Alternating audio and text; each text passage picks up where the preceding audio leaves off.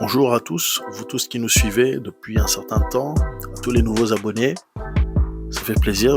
Alors aujourd'hui nous vous amenons un document assez spécial. Ce document est un témoignage d'un jeune garçon juif israélien enregistré en 2015 suite à une EMI, expérience de mort imminente, ou une sortie de corps, expérience de sortie de corps, et il nous décrit tout ce qu'il a vu. Bien sûr, c'est ce qu'il décrit et aussi son contexte étant un jeune homme qui n'a jamais été à l'école de la Torah qui rend ce document particulièrement intéressant. Le rabbin qu'il a reçu est un rabbin qui apparemment fait des recherches dans tout ce qui concerne les expériences spirituelles. Nous n'avons pas trouvé beaucoup de documents sur lui, de ce qu'il aurait découvert. Mais si vous en connaissez en anglais, faites-les nous parvenir. Nous trouvons qu'il est temps que ça sorte en français. Nous n'avons pas trouvé ce document ailleurs en français. Alors nous avons pris le temps ces derniers mois de le traduire.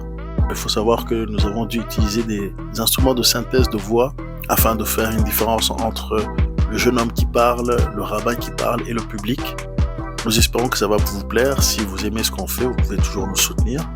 Donc les propos qui seront mentionnés ne reflètent pas forcément les croyances de la chaîne, mais ils sont assez interpellants pour finalement ouvrir des discussions sur Israël et l'eschatologie et d'autres sujets que nous serons sûrement amenés à aborder sur cette chaîne ou même dans d'autres chaînes. Et nous sommes dans un temps où l'actualité est en train de nous montrer qu'on doit vraiment faire attention à ce qui se passe en Israël. Alors sans plus tarder, allons directement dans la vidéo. Bon visionnage. Vous pouvez désormais soutenir la chaîne via PayPal ou en nous achetant un café. Les détails sont dans la description. N'hésitez pas à liker la vidéo si elle vous plaît et si vous êtes nouveau sur la chaîne, n'oubliez pas de vous abonner et d'activer la notification pour ne rater aucune de nos prochaines vidéos. Allez, on commence. Joyeuses fêtes, jours saints et saison de réjouissance. Lorsque le rabbin Yehuda m'a demandé, comme à chaque fête du tabernacle et de la Pâque, de venir ici pour donner une leçon, j'avais préparé quelque chose sur le Messie et je ne savais pas que, béni soit son nom, sur le chemin que l'on veut suivre, le Saint béni soit-il, m'enverrait une telle aide du ciel. Les affiches étaient déjà imprimées et accrochées.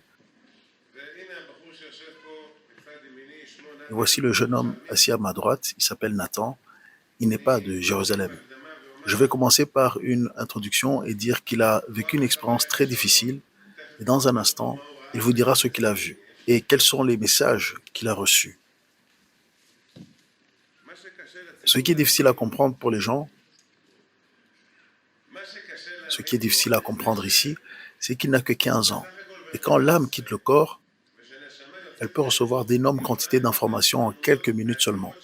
Cela signifie que ce qui prend des années à une personne ici dans ce monde pour apprendre là-bas, dans ce monde, on peut tout savoir et tout comprendre en quelques minutes, absolument tout. Il a donc beaucoup à raconter. Aussi, il n'a pas les mots exacts pour décrire tout ce qu'il a expérimenté parce que ce ne sont pas du tout des choses de ce monde. Depuis hier, je me suis assis avec lui, encourageant et glanant des informations auprès de lui. Et petit à petit, vous verrez qu'il sait beaucoup de choses. Donc je vais faciliter un petit peu son travail et sa prise de parole. Et je vais commencer en disant ceci. Il n'est pas de Jérusalem. Lundi 15 de Tishri, cette semaine, le premier jour de la fête des tabernacles, il est allé avec sa mère rendre visite à son oncle à Modim. Dans l'après-midi, il a commencé à trembler. Il avait froid aux jambes et aux bras et il pensait qu'il devait se reposer. Il s'est allongé et s'est reposé. Ce qui s'est passé ensuite, nous le laisserons vous le raconter parce que c'était lui. Il a eu l'impression de quitter son corps par le nez et de flotter au-dessus de lui-même. Au début, il n'a pas compris qui il était, où était son moi, le moi qui est allongé là sur le lit, ou le moi qui flotte là au-dessus. Pouvons-nous commencer, Nathan?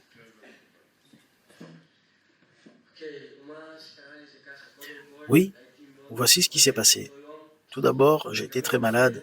ce jour-là. Et la veille, j'avais aussi des vertiges. La veille, je m'étais évanoui. Lundi après-midi, je me sentais pas bien non plus et tout mon corps tremblait. Alors je suis allé me reposer. Je me suis mis au lit. Je me suis couvert d'une couverture parce que j'avais vraiment froid. Je ne sais pas comment l'expliquer, mais tout mon corps tremblait et j'avais très mal. J'ai eu l'impression que tout à coup, je quittais mon corps et ensuite je me suis vu dans le lit. J'étais environ à 1,80 m au-dessus de mon lit. Je n'ai pas compris si c'était moi là, alors qui je suis ici, ou qui est celui qui est au-dessus de mon lit. Et je n'ai pas pu le comprendre. Alors j'ai commencé à flotter, comme si je montais dans les airs sans ascenseur. Et j'ai été élevé, et j'ai quitté la chambre, et je suis allé de plus en plus haut. Dois-je continuer à raconter l'histoire? Oui, raconte comment tu as vu la planète Terre. Et alors j'ai vu la Terre de très loin. J'ai continué à aller de plus en plus haut. Alors qu'est-ce qui s'est passé? Je ne sais pas comment l'expliquer. Soudain, je suis entré dans une sorte de tunnel vraiment énorme et j'ai vu au bout du tunnel une toute petite lumière. C'était comme si j'étais dans un tunnel. Je ne sais pas comment l'expliquer. Il y avait des cercles et encore des cercles et à l'intérieur on voyait beaucoup d'âmes. J'ai commencé à marcher et la lumière devenait de plus en plus grande.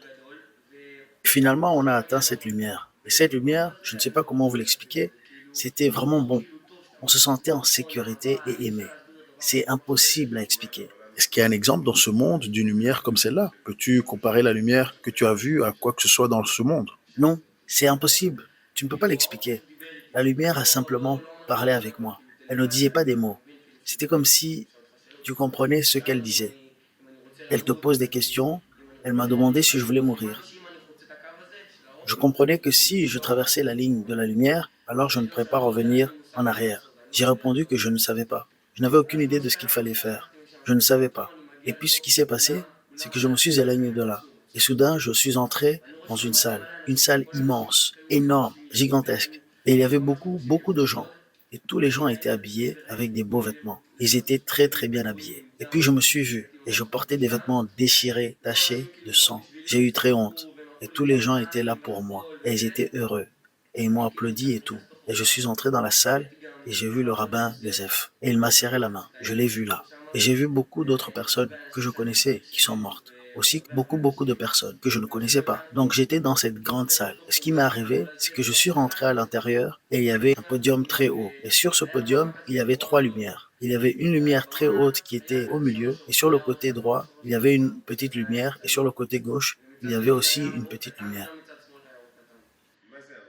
Qu'est-ce que sont ces lumières? Elles étaient comme quelqu'un qui témoignait à propos de vous. La lumière à droite révèle les mauvaises choses que vous avez faites et la lumière à gauche révèle les bonnes choses que vous avez faites. Il y avait un tribunal là-bas. Oui, Et sais-tu qui présidait le tribunal? S'il y avait des juges, qui étaient les juges? oui, il y avait Rabbin Yosef qui était le chef des juges. Le chef du tribunal. Oui, le chef du tribunal. Et qui était avec lui? Je pense que c'était le rabbin Eliashiv. Le rabbin Eliashiv. Oui, Qui était le je ne troisième? m'en souviens pas. Je ne m'en souviens pas vraiment.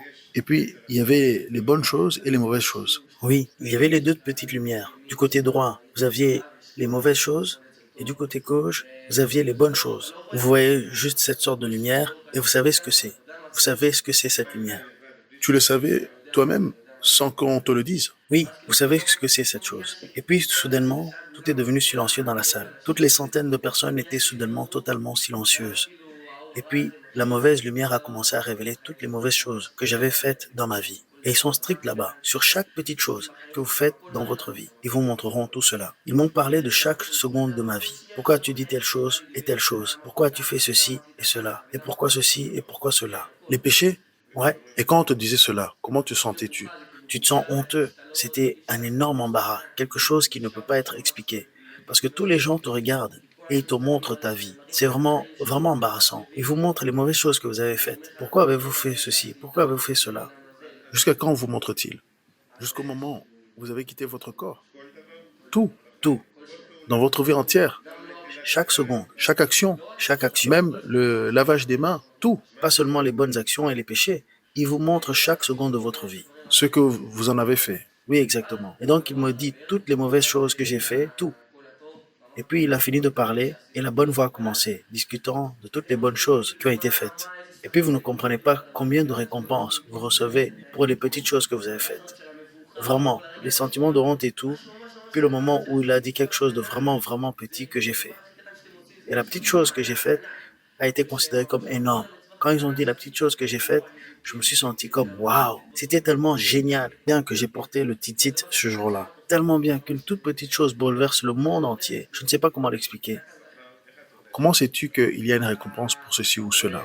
Tu le vois, au moment où il y a la récompense, ils vous disent le juste, le juste. Tous les gens vous acclament, disant le juste. Et il y a cette lumière que j'ai vue au début. Plus la lumière est grande, plus tu comprends que la récompense qui t'attend est grande. Et en ce qui concerne les péchés? Tout d'abord, il y a des gens qu'on appelle les anges de la destruction que j'ai vus là-bas. Ils sont un peu courts, ils ont des barbes, dans leurs yeux il y a du feu. Et ils vous montrent les péchés que vous avez commis. Chaque fois qu'ils mentionnent les péchés, ils vous montrent le feu. Et tout le monde vous crie le méchant, le méchant, le méchant. Tout comme lorsque vous avez fait quelque chose de bien, ils crient le juste, le juste.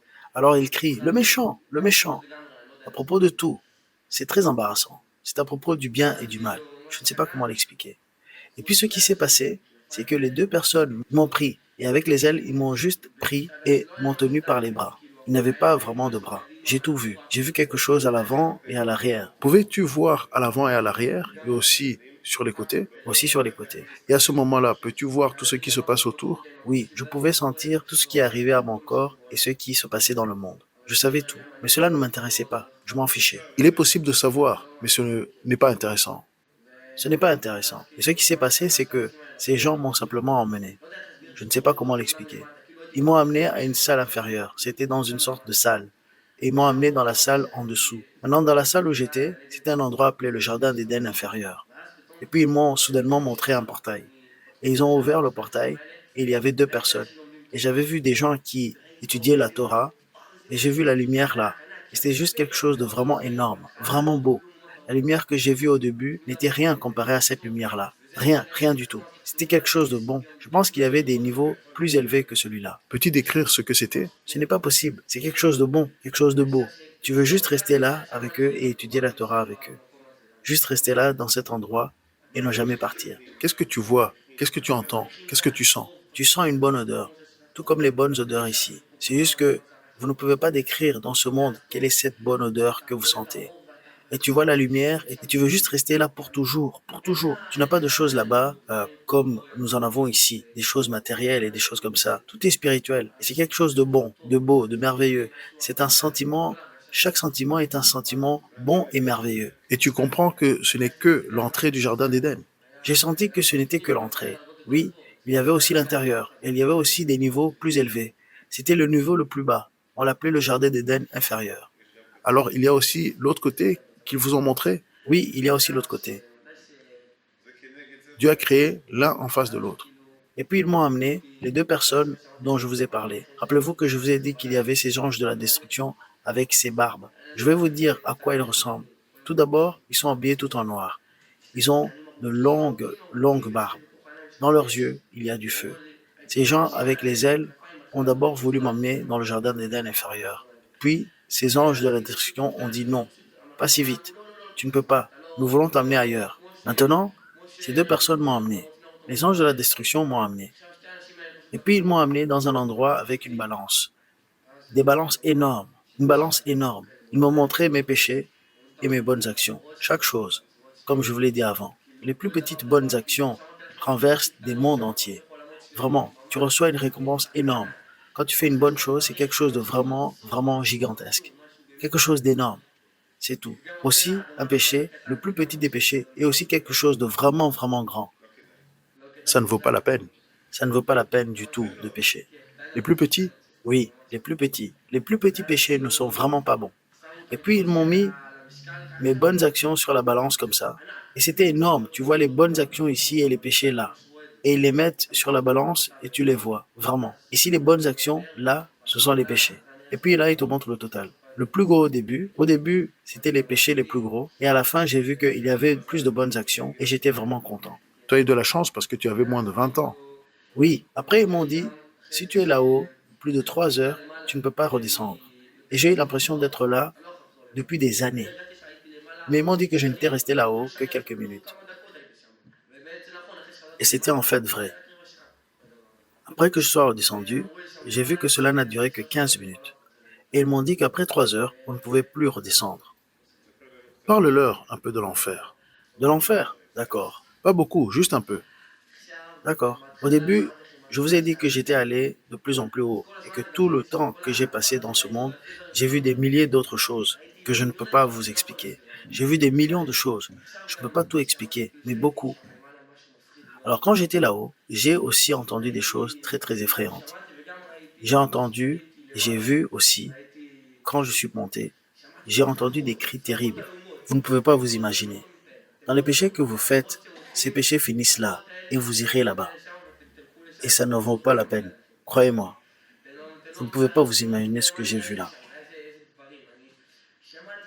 J'ai entendu des gens crier «Ah!» comme ça. Juste des cris d'en bas, des cris puissants.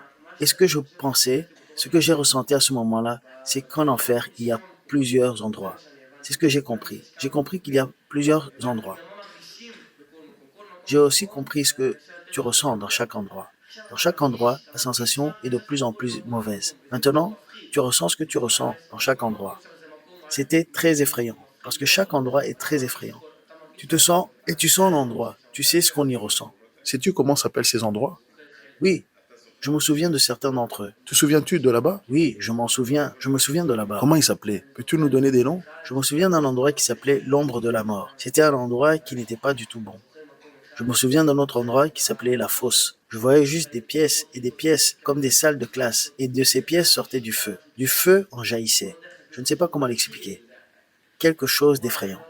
Je ne sais pas comment l'expliquer avec des mots. Je ne sais vraiment pas. Effrayant. Très effrayant, oui.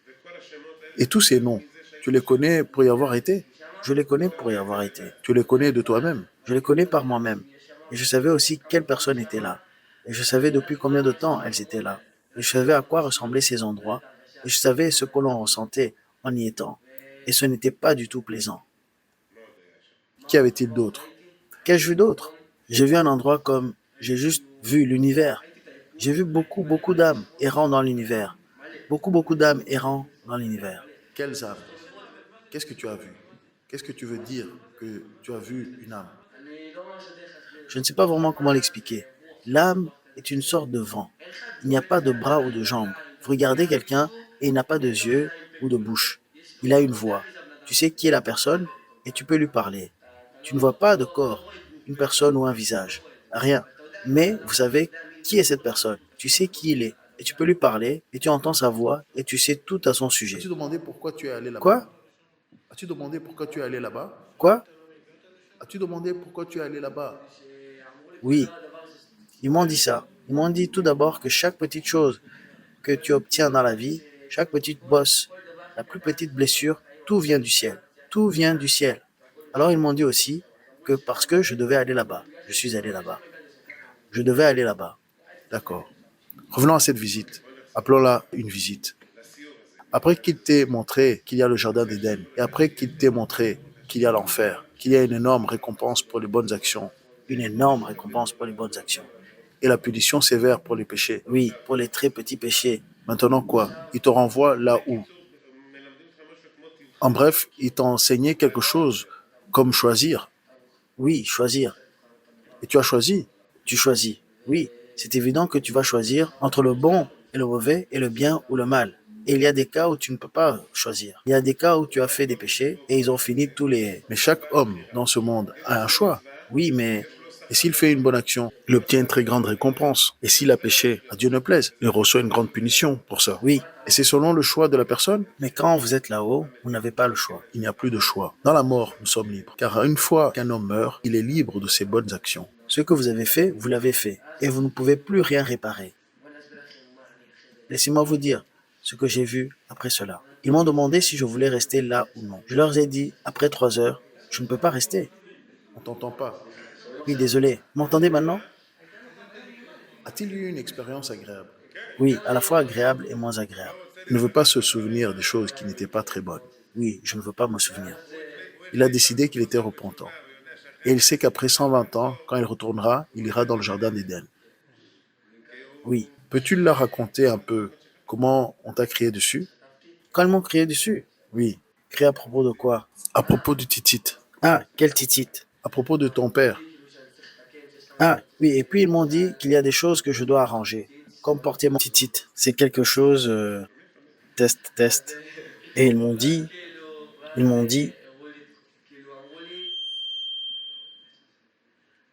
et puis ils m'ont dit qu'il y a des choses que je dois réparer, comme porter mon titit, et que c'était quelque chose de très important.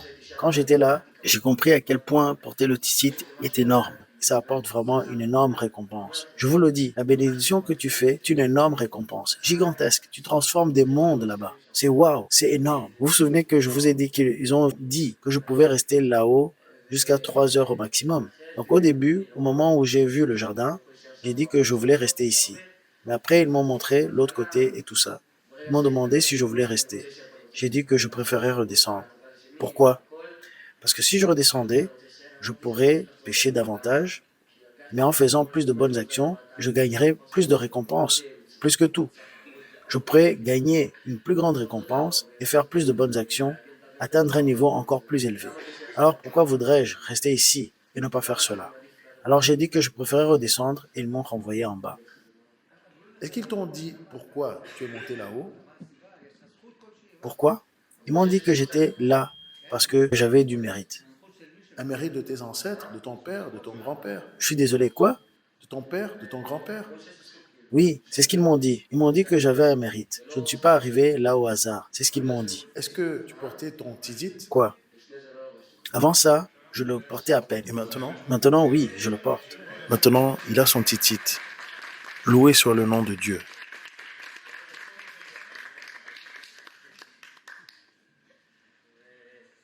Alors, vous écoutez? Alors après cela, quand j'ai décidé que je voulais descendre, j'ai vu quelque chose d'un million de fois plus effrayant que tout ce que j'avais vu. Que tout ce que j'avais vu. Quand j'ai décidé de descendre, ils ont dit, pas de problème, tu vas descendre. Dis-nous quel était ce processus. Je n'étais pas là. Ok, alors juste ce que j'ai vu au début. Je n'ai pas compris qu'il était là. Je n'avais pas compris ce que c'était cette chose. J'ai vu une personne normale, vraiment normale. Il avait en fait des bras et des jambes et une tête et tout. Mais il était vraiment grand, gigantesque, énorme, comme s'il s'arrêtait jamais. Vous levez les yeux comme ça et vous ne pouvez pas voir la fin de ce monsieur. À quoi ressemblait-il? Il était tous yeux, des yeux partout sur son corps. Tous yeux. Et du feu sortait de ses yeux. C'était vraiment effrayant. Et vous avez l'impression que vous ne pouvez pas vous enfuir, que vous ne pouvez pas l'échapper. Peu importe ce que vous pouvez faire, il est avec vous partout. Il ne vous quitte pas, sérieusement. Est-ce que c'était un ange? C'était l'ange de la mort. D'après ce que j'ai vu et ce que j'ai compris. Tu as compris que c'était l'ange de la mort? J'ai compris que c'était l'ange de la mort. Est-ce qu'il t'a parlé? Oui, il m'a pris dans ses bras. Il avait une sorte de fourche à la main et il me tenait comme ça. Combien de dents avait-il? Beaucoup. Pas des yeux, des dents. Des dents, il avait des dents. La fourche. Quoi? La fourche. Oui, elle avait 3 dents. 3. Oui, 3. Et puis quand j'ai vu ça, après avoir vu ça, il est venu vers moi comme ça. C'était quelque chose de si effrayant que je ne peux même pas décrire ce que c'était cette personne. Ce que c'était cette chose. C'était vraiment effrayant. Et c'est comme s'il me tenait comme ça avec son épée et avec cette fourche quelque chose d'effrayant, de terrifiant et de terrible. Il me tenait ici sur ma poitrine. Comme je l'ai dit avant, ça compte là où il vous tenait. C'est ça. Et où t'a-t-il tenu? Il m'a tenu sur ma poitrine, ici. Et qu'est-ce qu'il t'a dit? Il m'a dit de faire beaucoup de bonnes actions. Pourquoi? Parce que à la fin, tu paieras. Même si tu ne fais rien, tu paieras à la fin. Il m'a dit, ce que j'avais vu, ce n'était rien. Quelle voix avait-il? Une voix agréable ou effrayante? Non, non, pas agréable du tout. Quelle voix avait-il? Très forte, comme... Oui.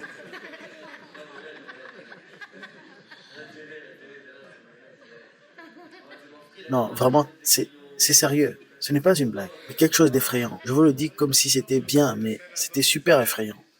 Il essaie de vous en parler. Combien de temps es-tu resté là-haut? 15 minutes. Combien de jours? 15 minutes. 15 minutes. Toutes ces histoires? Oui, 15 minutes. Oui, messieurs, c'est ce que je vous ai dit au début. C'est difficile à comprendre, mais ce que l'on peut acquérir pendant des années d'apprentissage, là-bas, on peut tout comprendre en 1 minute. Notez bien ce qu'il a dit. Il a dit, je comprends tout, je vois tout seul, je comprends tout seul, je vois tout seul. Il n'est pas le premier à y être allé et à en être revenu. Et je connais personnellement beaucoup d'autres comme lui. Ils disent tous la même chose, une énorme quantité d'informations en 1 seconde. Ça veut dire qu'une personne peut être à un endroit et savoir où est son père, où est sa mère et ce qui se passe avec eux. Je savais tout.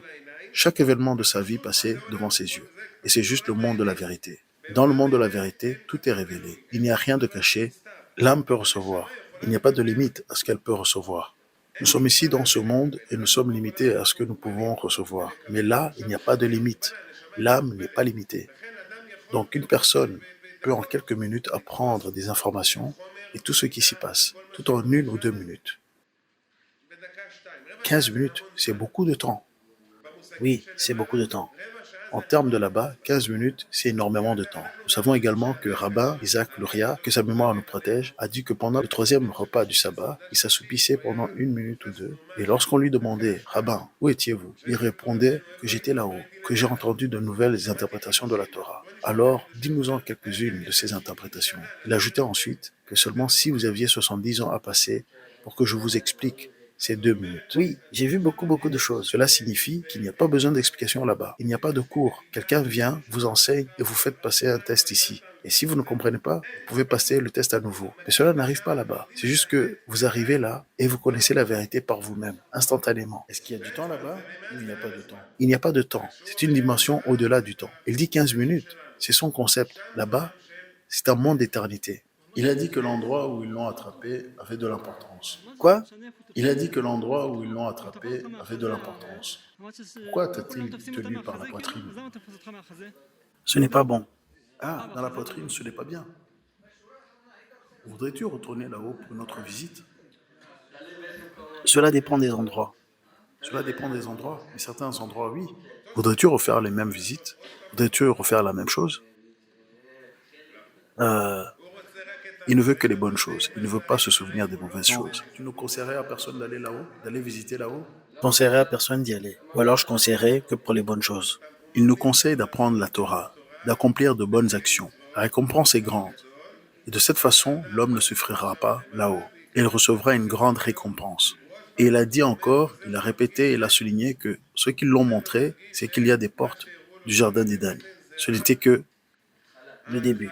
seulement le début, le niveau le plus bas. Maintenant, tu dis que tu étais sur la forme d'une âme là-bas. Est-ce que tu comprenais les choses automatiquement? Je savais les choses automatiquement. Je sais ce qui arrivera aussi dans le futur. Tu n'as pas de questions.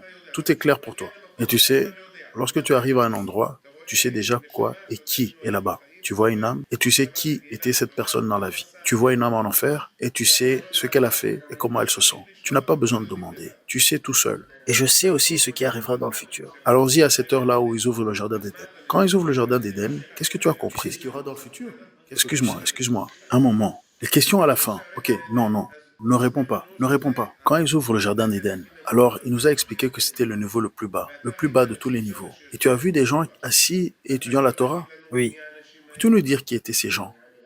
j'ai vu des gens. Pas des noms où ils vivent, mais quel genre de personnes ils étaient? Quel genre de personnes ils étaient? Ils n'étaient pas des érudits de la Torah ou quelque chose comme ça. Ils étaient juste des gens qui réservaient des moments pour leur Torah. Ils réservaient des moments pour l'étude de la Torah. Oui. Et tu comprenais qu'il y avait plus que cela? Je savais qu'il y avait beaucoup plus que cela. Et donc les érudits de la Torah sont plus? Oui, ils sont plus. Sont-ils à des niveaux plus hauts? Oui, plus haut, oui. Oui. Et que penses-tu que le niveau le plus élevé soit? Le trône de gloire. Et qui atteint ce niveau-là? Quiconque se repent. Quiconque se repent. Oui, mais pas par peur de la punition, mais par dégoût du péché, par révérence du ciel. C'est ainsi que je l'ai compris. C'est cela le niveau le plus élevé? Le plus élevé. Vous vous souvenez de la lumière dont je vous ai parlé? Cette lumière est plus grande. Qui enseigne aux autres? Et ceux qui enseignent aux autres? Waouh, je vous dis, une bénédiction énorme est pour eux. Juste une bénédiction de la Torah et quelque chose d'énorme là-bas? Gigantesque. Donc une leçon de Torah est plus grande que le plus grand. Et si tu enseignes les autres? Waouh. C'est bien, merveilleux. Maintenant, attends une seconde, juste attends une seconde. Je veux revenir en arrière. Nous voulons revenir à ce point avant que nous avons perdu la direction ici. Je veux revenir à ce point où vous êtes là et où tu comprends tout par toi-même. Ah oui? Ils t'ont montré les deux voies qu'il y a ici et là. Mais le public qui est assis ici, c'est plus ou moins tout cela, qu'il y a ceci et cela. Tu viens juste maintenant renforcer pour nous ce que nous lisons dans les livres et ce que nous avons appris. Maintenant, ce qui est plus intéressant pour nous, c'est que je veux te poser quelques questions sur le Messie. D'accord, super. Pouvais-tu savoir qui était le Messie? Je ne pouvais pas le savoir. Je pouvais seulement savoir quels sont ses traits de caractère, ce qu'il doit être pour être le Messie. Et pourrais-tu nous dire s'il est ici ou là-bas? Il est ici. Il doit être ici. Ce n'est pas possible que le Messie soit mort. Ce n'est pas possible. Ce n'est pas possible. Ce doit être quelqu'un qui est ici, que les gens connaissent. Et quand il deviendra le Messie, tout le monde sera surpris. Cela signifie que quand le Messie, avec l'aide de Dieu, sera révélé, ce sera une surprise. Une énorme surprise. Les gens diront, ah, c'est le Messie. Ce sera comme, waouh, c'est lui le Messie? Comme ça.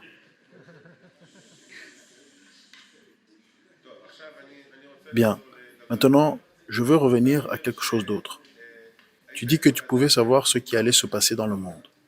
Quand tu étais là-bas, qu'as-tu compris qui allait se passer? D'après ce que j'ai su là-bas, je suis sûr que je le sais. Quand j'étais là-haut, et d'après ce que je savais ce qui allait se passer dans le monde. Et d'après ce que je savais, ce que je vous ai dit à propos du Messie et tout le reste, je savais aussi que la rédemption et la révélation du Messie allaient se produire très bientôt. C'est comme si ça allait se produire dans un avenir très proche. C'est imminent. C'est vraiment imminent. La rédemption arrive vraiment. Maintenant, dis-moi, quand tu étais là-bas, il n'y avait pas de concept de temps. Comment peux-tu estimer le concept de temps, la durée de temps? Qu'est-ce qui est imminent? Est-ce que c'est 20 ans, 2 ans, un mois?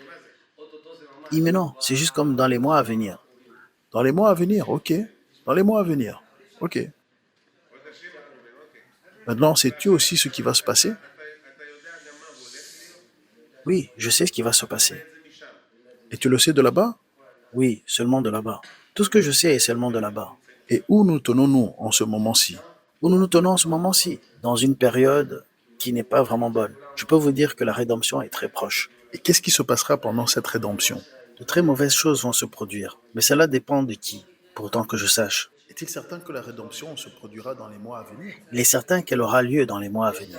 Y a-t-il une chance qu'elle n'ait pas lieu? Il y a cette possibilité, si nous nous repentons tous, alors elle n'aura pas lieu. Alors elle n'aura pas lieu? Les mauvaises choses de la rédemption n'auront pas lieu. Les mauvaises choses, Mais la rédemption arrivera. la rédemption arrivera. Dans les deux cas, qu'il pêche ou qu'il accomplisse la loi, Oui, mais s'il pêche, la rédemption sera pire, s'il pêche, elle arrivera beaucoup plus durement. beaucoup plus durement. Et si tout le monde se repent, elle arrivera facilement. Mais elle va arriver.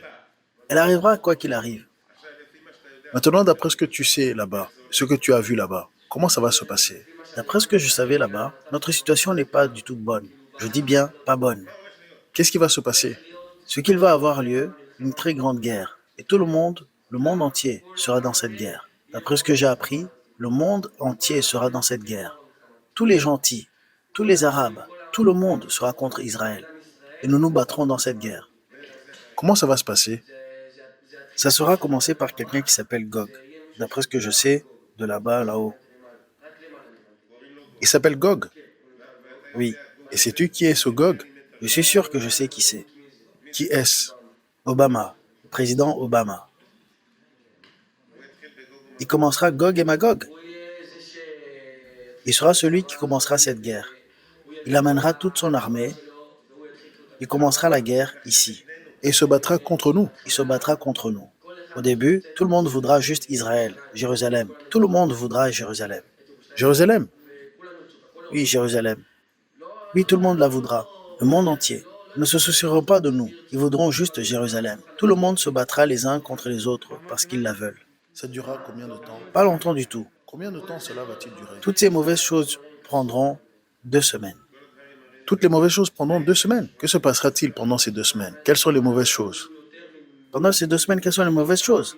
Plus de quelques millions de personnes mourront. Ils mourront. La seule chose qui les sauvera, c'est qu'ils se repentent. Si une personne apprend la Torah et fait le bien, c'est ce qui le sauvera. Il est dit dans la Gemara, quand ils ont demandé à Rabbin Eliezer Agadol, qu'est-ce qu'une personne peut faire pour se sauver des douleurs de l'enfantement, de l'arrivée du Messie, Rabbin Eliezer Agadol a répondu que la personne devrait s'occuper de la Torah et de faire le bien. C'est ce qui le sauvera. Maintenant, dis-moi, quel est ce genre de guerre? Une guerre spirituelle? Non, non. Une guerre de soldats contre soldats? Qu'est-ce que c'est? En partie. Au début, ce sera une guerre entre soldats. Le monde entier viendra simplement au début, tous les gentils se battront entre eux et ils voudront Israël. À la fin, ce qui arrivera est ceci. Tout le monde s'unira et se battra contre nous, se battra contre Israël. Et beaucoup d'Israéliens mourront. Des millions mourront. Une tonne de gens mourront. Ceux qui n'ont pas gardé la Torah et les bonnes actions, Ils mourront. et ceux qui ont gardé la Torah et les bonnes actions, Ceux qui ont gardé la Torah et font de bonnes actions, cela dépend s'ils ont appris la Torah et font de bonnes actions. Il y a ceux qui observent mais ne s'en soucient pas vraiment. Ils la prennent à la légère. Mais si quelqu'un est vraiment strict et étudie la Torah et fait de bonnes actions, il sera sauvé. Comment sera-t-il sauvé? Il sera sauvé. C'est ce qui va se passer, basé sur ce que j'ai vu là-haut. Qu'est-ce que tu veux dire ce que tu as vu? L'as-tu vu comme un film du futur? Oui, comme un film du futur. Je l'ai vu comme un film du futur. Tu le vois en quelques secondes, mais c'est beaucoup, beaucoup de temps. Comme le film de ma vie, je l'ai vu en premier. Ils m'ont montré ma vie en une fraction de seconde. Ils me l'ont montré, j'ai vu chaque seconde de ma vie, depuis un bébé jusqu'à que je sois un petit garçon. J'ai tout vu. Maintenant, avançons. Tu as vu un film. J'ai vu un film. Appelons un film du futur, de ce qui va se passer. Oui, oui. J'ai vu tout le monde attaquer Israël et venir contre nous et se battre contre nous. Tsahal, la défense israélienne, les tiendra à distance pendant 2 jours. Puis tout le monde nous tuera et nous n'aurons personne pour nous aider autre que Dieu. Et puis soudainement, Attends, cette guerre, Tsahal ne tiendra que 2 jours. 2 jours. Et après 2 jours, Nous serons finis à ce moment-là. pas de Tsahal, Pas de Tsahal. donc tout est ouvert. On sera sans défense. Oui, tout est ouvert, sans défense. Donc quand tu dis que Gog et Obama, c'est les États-Unis, tu dis qu'il va mener? Il va mener toute la guerre. Et qui va le rejoindre? Qui va le rejoindre? L'Iran va le rejoindre. L'ONU, toute l'ONU va le rejoindre. La Russie? Oui, la Russie, la Corée du Sud, toute l'ONU, vraiment tout le monde, tout le monde. Toutes les 70 nations vont se lever contre nous. 70. Et où est ISIS dans tout ça? ISIS, c'est ce que j'ai vu. Ils vont kidnapper des gens et ils vont juste kidnapper des gens. Ils vont kidnapper nos gens. Oui, comme ils l'ont fait avec Gilad Shalit, ils vont aussi le faire. Ils vont kidnapper des gens, les torturer et d'autres choses comme ça.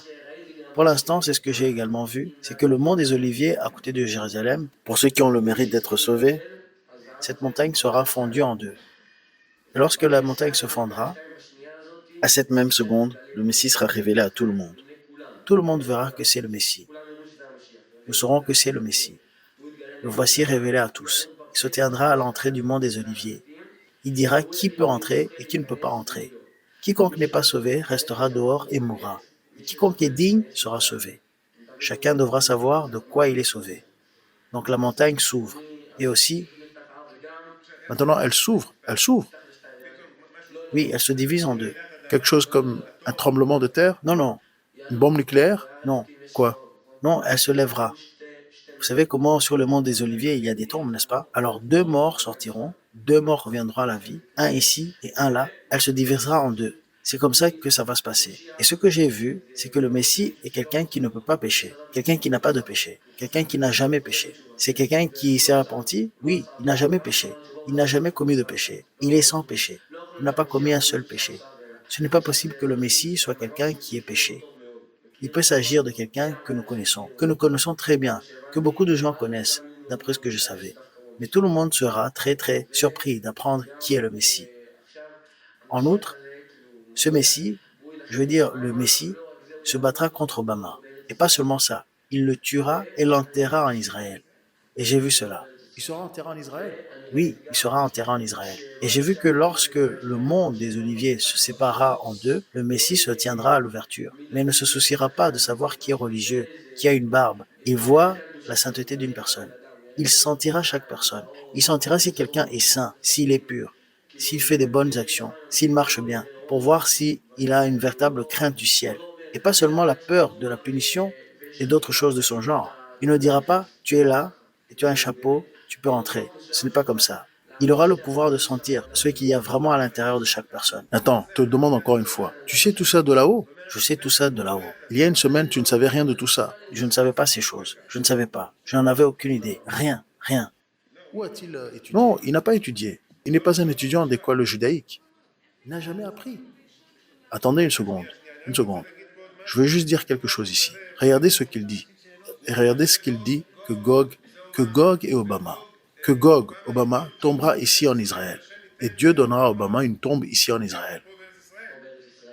Ici en Israël. Donc Ézéchiel, le prophète, dit, ce jour-là, je donnerai à Gog une sépulture en Israël. C'est exactement ce qu'ils m'ont dit. Exactement. Ézéchiel. Exactement la même chose. Et tu dis que le mont des Oliviers se divisera. Se divisera en deux. Alors Zacharie, le prophète, dit, alors le Seigneur sortira et combattra ces nations. Et ses pieds se tiendront en ce jour sur le mont des Oliviers, qui est devant Jérusalem à l'est. Et le mont des Oliviers se divisera et en son milieu. Est-ce vraiment ce qui est écrit? Oui, Zacharie le prophète. C'est exactement ce que j'ai vu. Et lui, il l'a vécu il y a très longtemps. C'est exactement ce qui arrivera si les choses restent telles qu'elles sont. Si le monde continue ainsi, c'est ce qui arrivera à coup sûr. Maintenant, Une femme m'a posé une bonne question et je veux aussi demander, comment serons-nous quand cela arrivera? Ça commencera par un boom. Tout d'abord, cela a déjà commencé. Elle a déjà commencé. D'après ce que j'ai pu voir, elle a commencé le 11 septembre 2015. Le 27 Elul, l'année dernière en 5775. Cette année, oui, l'année dernière hébraïque. Nous sommes en 5776. Donc elle a commencé l'année dernière, 3 jours avant Rosh Hashanah. Gog et Magog a commencé. Oui, cette guerre a déjà commencé. Alors pourquoi ne sentons-nous rien? Parce que Dieu ne l'amènera pas au début. Ce qui se passera un certain jour, c'est qu'il y aura une grande éruption. Quelque chose se déclenchera. Il y aura une éruption. Sur toutes les chaînes d'information, tout le monde dira que la troisième guerre mondiale a commencé. Tout le monde le saura. C'est ça. Il n'y aura pas de temps. Et tout le monde saura que Dieu a causé cet événement. Veux-tu dire qu'il y aura un incident de sécurité Oui, et que tout deviendra incontrôlable? oui, Tout le monde commencera à se battre les uns contre les autres. oui, exactement. Donc au début, ils se battront les uns contre les autres. Oui, Et nous? nous serons en dehors de cela. Mais ensuite, tout le monde viendra contre nous. Ils s'uniront et viendront contre nous. Vois-tu les tensions entre les États-Unis, la Russie et la Chine? D'accord, bien, nous verrons, d'accord. Quel est le rôle du Messie? Pouvons-nous le savoir? A-t-il un travail? Est-ce que nous le connaissons tous? Est-ce que c'est quelqu'un qui ramène les gens à revenir à l'observation de la loi ou quelque chose comme ça? C'est comme s'ils ne savaient pas que c'est le Messie. Est-ce qu'il a un travail? Est-ce que nous le connaissons tous? Parle dans le micro, parle dans le micro. Est-ce qu'il appelle les gens à la repentance? Oui, oui, il appelle les gens à la repentance. C'est une personne importante, une grande personne. Est-ce qu'il souffre de toutes sortes d'humiliations pour renforcer le peuple juif? Comment? Répète? Est-ce qu'il souffre de toutes sortes d'humiliations pour renforcer le peuple juif? Je n'en ai aucune idée, je ne sais pas. Je sais seulement qu'il n'a pas de péché. Il ne commet pas de péché du tout. C'est un grand homme. Et quand il deviendra le Messie, tout le monde sera très très surpris que ce soit lui. Il ne pêche pas du tout. Il était séculier, il était séculier. Le Messie, il dit que c'est quelqu'un qui doit s'être repenti. C'est une personne qui est sans péché. Et tout le monde le connaît. Oui, Et ce sera une surprise. ce sera une surprise que ce soit lui. Attendez, attendez. Doucement, doucement. Nous voulons continuer un peu plus avec ce que tu dis. Ce que tu as vu dans le futur. Alors, messieurs, nous avons commencé à comprendre certaines choses. Tout d'abord, tout a commencé le 11 septembre. La guerre de Gog et Magog a commencé. La troisième guerre mondiale. Elle semble être petite jusqu'à ce qu'un événement provoque le début d'une guerre mondiale ouverte. Ce sera le signe final. Et au début, nous ne serons pas impliqués dans cette guerre. Mais après cela, tout le monde s'unira contre nous. Oui, Et nous combattrons parce qu'ils veulent Jérusalem. oui. Et maintenant, tu dis, tu penses, tu viens de dire cela, mais pas dans l'ordre chronologique. J'essaie de faire un peu d'ordre ici. Ils se battront contre nous et l'armée tiendra que 2 jours. Elle ne tiendra que 2 jours. C'est tout. Et après cela, pas d'armée. Pas d'armée, terminé. Et puis ils arrivent, Ils arrivent, ils kidnappent des gens. ils kidnappent des gens et ils les tuent. Ils tuent des gens. Des roquettes, des missiles et j'en passe. Attends. Nous arriverons à la partie sur les roquettes et les missiles. Ok. J'ai entendu parler de cela par de nombreuses sources. Il y a aussi une prophétie qui parle d'une bombe nucléaire. Une bombe nucléaire, mais la bombe sera petite et Dieu l'arrêtera simplement dans le ciel et elle ne tombera pas. Tu veux dire qu'ils vont tirer une bombe nucléaire sur nous et Dieu va la geler dans le ciel? Il va la geler dans le ciel et après quelques semaines, elle tombera, mais elle ne tombera que sur 2 villes, Tel Aviv et Haïfa. La bombe nucléaire ne tombera que dans ces 2 villes. Oui, ces 2 villes. Ok. Et maintenant, ils arrivent et ils vont conquérir. Ils vont totalement conquérir. Ils vont conquérir vraiment tout. Et ils arrivent jusqu'à Ils arriveront en fait jusqu'à Jérusalem. à Jérusalem. Et Jérusalem sera un refuge. Celui qui veut être sauvé, ce sera seulement à Jérusalem. Mais la guerre sera là aussi. Donc celui qui est digne sera protégé et celui qui ne l'est pas ne le sera pas. Celui qui observe la Torah et fait de bonnes actions sera sauvé. Donc les justes qui sont en dehors de Jérusalem viendront ici et seront sauvés. Ils viendront ici et seront sauvés. Et les méchants de Jérusalem ne seront pas sauvés. Cela signifie que ce n'est pas l'endroit, mais c'est la personne. C'est la personne. C'est son action. Oui.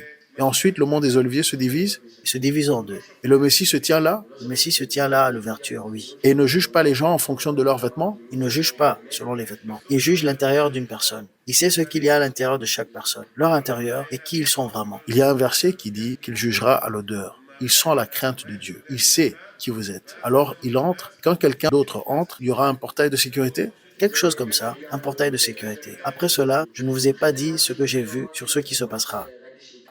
Après que le monde des Oliviers soit divisé en 2, quiconque est digne entrera, mais quiconque ne l'est pas, Dieu viendra, il viendra lui-même. Il sera vêtu d'une robe, une énorme robe, et sur la robe, il y aura des taches de sang. Les taches de sang sont celles de tous les Juifs qui sont morts dans toutes les générations d'Israël et que les gentils ont tués. Seulement parce qu'ils étaient juifs. Seulement parce qu'ils étaient juifs, oui. Dieu viendra et se vengera de tous les gentils. Je sais qu'il y a aussi un verset à ce sujet. Il lira ce verset qui dit « Ô Dieu de la vengeance, rendez aux hautains leur récompense. » Donc je savais que ce verset est à ce sujet. Vous devriez savoir que je savais tout cela là-haut. Bien, maintenant, je vais juste poser une question à propos des gentils. Dieu se vengera des gentils. Sais-tu comment?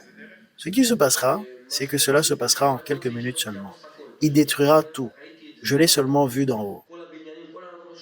Tous les bâtiments s'écrouleront. Chaque marche, chaque mur, tout s'écroulera soudainement. Tu n'as pas vu la vague de repentance? Les gens sont repentants pour que ça n'arrive pas? Ah, c'est possible. C'est possible? Il n'y aura pas de réveil pour se repentir? C'est possible. Si les gens se réveillent, ils se repentiront. Il y a un choix. Mais pour l'instant, ce que j'ai vu se produire est ce qui est. Pour l'instant, nous avons le pire cas. Nathan, je vais te lire, ainsi qu'à l'Assemblée, une prophétie d'Ézéchiel 38. Tu dis que les montagnes tombent et que tu mentionnes aussi le mot marche. Oui, les marches, toutes les marches, les bâtiments, tout, mais seulement dans des endroits spécifiques. Mais s'il y a des endroits où il y a des justes, cette chose n'arrivera pas. Les marches et les murs ne s'écrouleront pas. Est-ce que ce sera seulement en Israël ou partout dans le monde? Ce sera partout dans le monde. Partout dans le monde. Alors le prophète dit que tous les reptiles qui rampent sur la terre et tous les hommes qui étaient sur la surface de la terre trembleront, et toutes les montagnes seront renversées et les falaises. Le mot est aussi lu marche, tomberont sur le sol. Vraiment? Est-ce vraiment ce qui est écrit? Oui. Est-ce que ça colle? Est-ce que ça colle? Oui.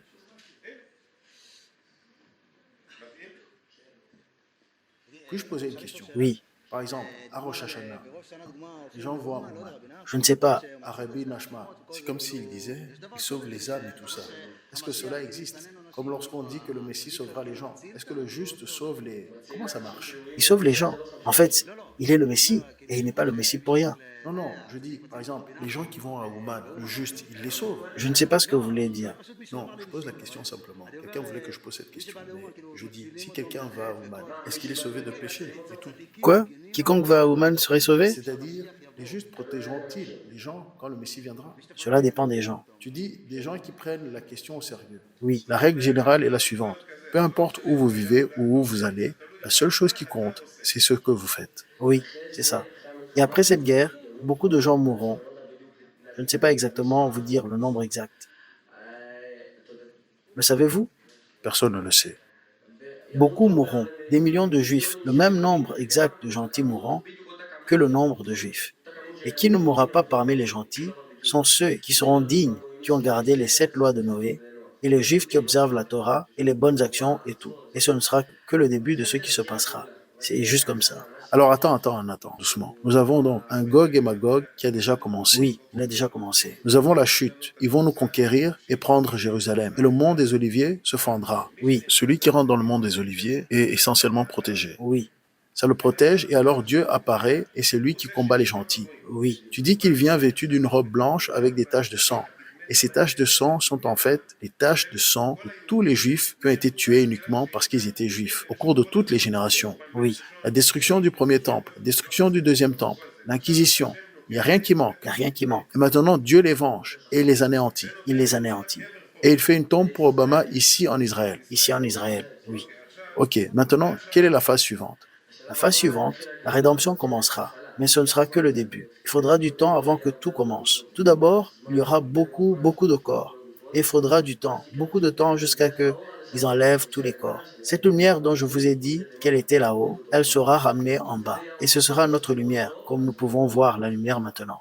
Donc la plupart des juifs mourront. Ça se passera comment? Quoi? Cela dépend de qui. Oui, la plupart des juifs mourront. Que dire des juifs hors d'Israël? Quoi? Que dire des juifs hors d'Israël? Peu importe où vous êtes, ce qui compte, c'est ce que vous faites. Peu importe qui vous êtes, ce qui compte, c'est ce que vous faites. Non, vous avez dit qu'ils viendront ici. Quoi? Les gentils viendront ici. Non, qu'en est-il des juifs en dehors d'Israël? Quiconque est ici est ici. Quiconque n'est pas, ne l'est pas. Chacun pour soi, s'il reste en dehors d'Israël. Resteront-ils en Et vie? s'ils obéissent à la Torah et aux bonnes actions, alors oui. S'ils ne le font pas, alors non. S'ils sont méchants, alors non. Messieurs, c'est une erreur. Ce n'est pas l'endroit où une personne vit. C'est comme si quelqu'un venait à Jérusalem d'un autre pays et mangeait dans un steakhouse. Et je lui dis, écoutez, ce steak n'est pas cachère. Et il me demande alors pourquoi il est servi ici à Jérusalem. Ce n'est pas l'endroit où vous êtes. Ce n'est pas que vous vivez à Jérusalem et que c'est cachère. Et que si vous vivez à Jérusalem, vous êtes juste. Vous pouvez aussi être juste dans d'autres pays. Dieu ne vérifie pas l'endroit. Il ne fait pas de test de géographie. Mais Dieu vérifie ce que vous faites ici. Il prend compte de chaque personne et pour chaque personne, il la vérifie. Celui qui a acquis des mérites sera sauvé. Celui qui est coupable ne le sera pas. Ce qui signifie que rien ici ne pourra l'aider. Il fait un scan de vous et regarde qui vous êtes.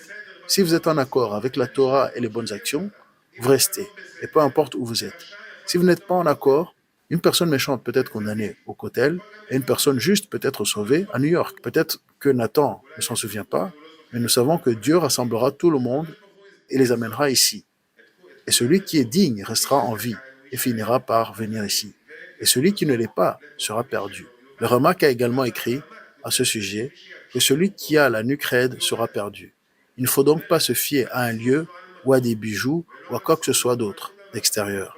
Il faut simplement tenir compte d'une chose. Avez-vous étudié la Torah? Obéissez-vous aux commandements et faites-vous le bien ou le mal? C'est tout. C'est le critère. Comprenez-vous?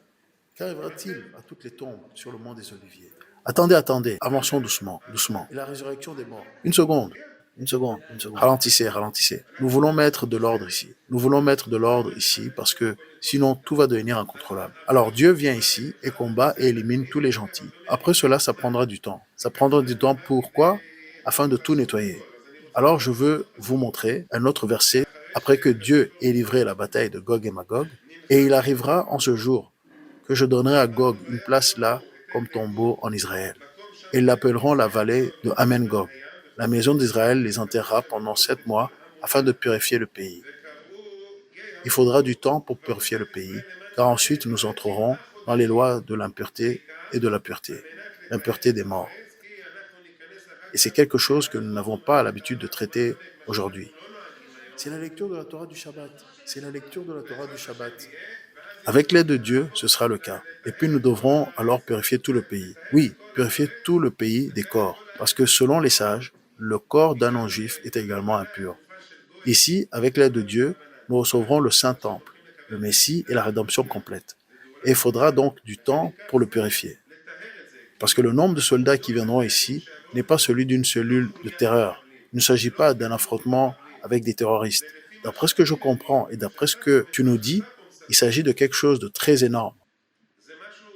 Vous devrez comprendre qu'il s'agit de rassembler toute la Corée du Nord, les États-Unis et la Russie. Et bien sûr, je ne mentionne même pas l'Iran et tous les pays arabes qui seront impliqués. Vous comprenez le nombre de soldats qui vont venir ici? C'est une quantité qui vient se battre contre la grande et invincible IDF. Et pourtant, dans 2 jours, nous serons vaincus. C'est tout. Plus d'armée. 2 jours seulement. 2 jours. C'est tout. Il n'y aura plus d'armée. Plus de défense israélienne. Plus rien. Plus de force de défense israélienne. Plus rien.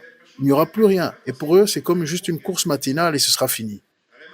Pour ce que nous sommes un minuscule point sur la carte. Ils nous entourent déjà. Dieu les a déjà amenés ici. Ils sont déjà en Syrie. Les Américains sont en Syrie. Les Russes sont en Syrie.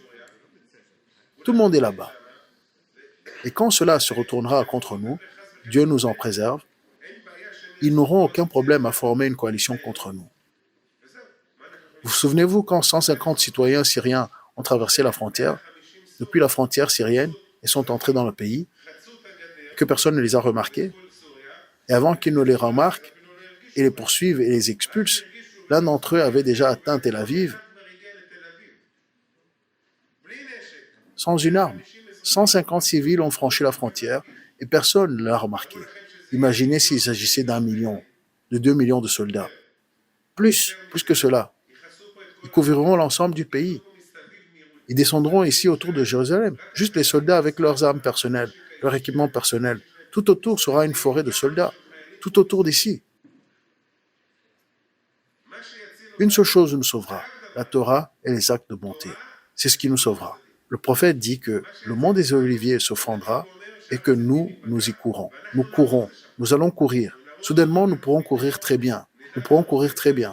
Même ceux qui ont du mal à courir aujourd'hui, qui n'ont pas de force et qui sont fatigués, ils vont courir soudainement, très bien, vers le mont des Oliviers. Et alors le mont des Oliviers se fendra, le Messie l'ouvrira et quiconque en est digne entrera.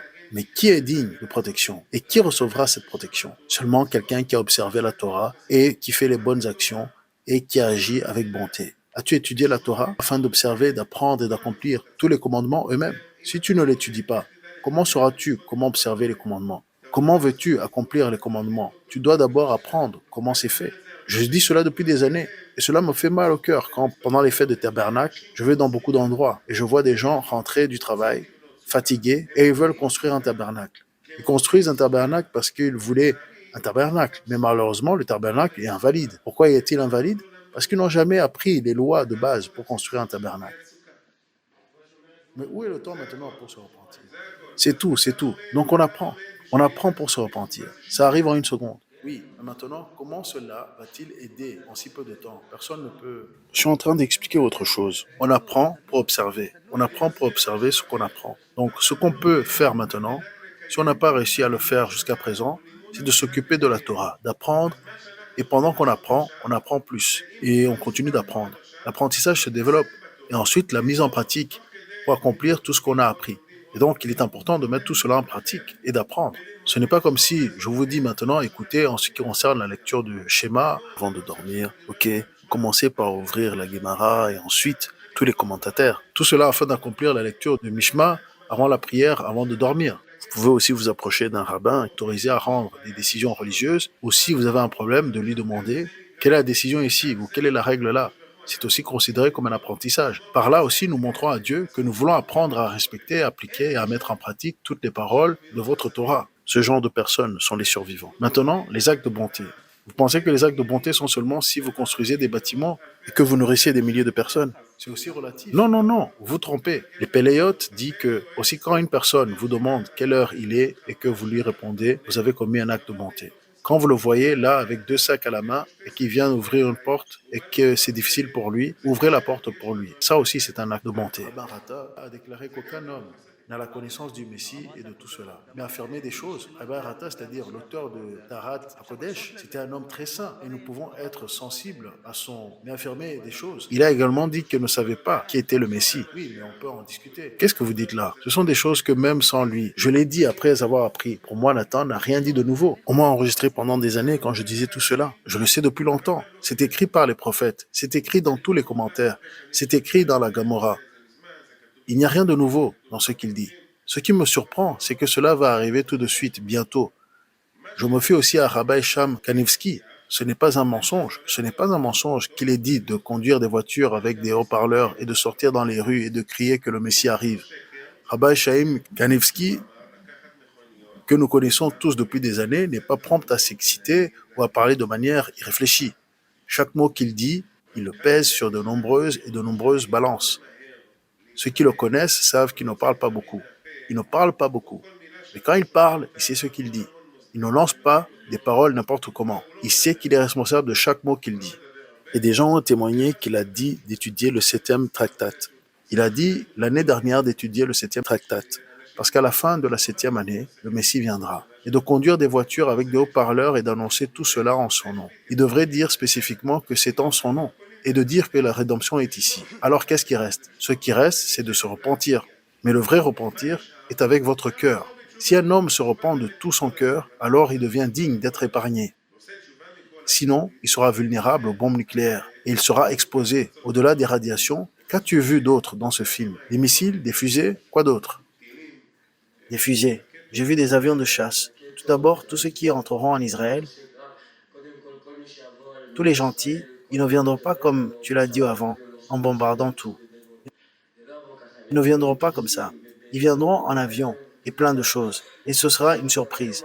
Et ce jour-là, dont je vous ai parlé, quand Dieu se battra contre eux, ce sera un jour qui ne finira pas. Parce que ce sera un jour sans nuit. Seulement le jour. Seulement le jour. 24 heures de lumière du jour. Qu'en est-il des âmes dans le purgatoire?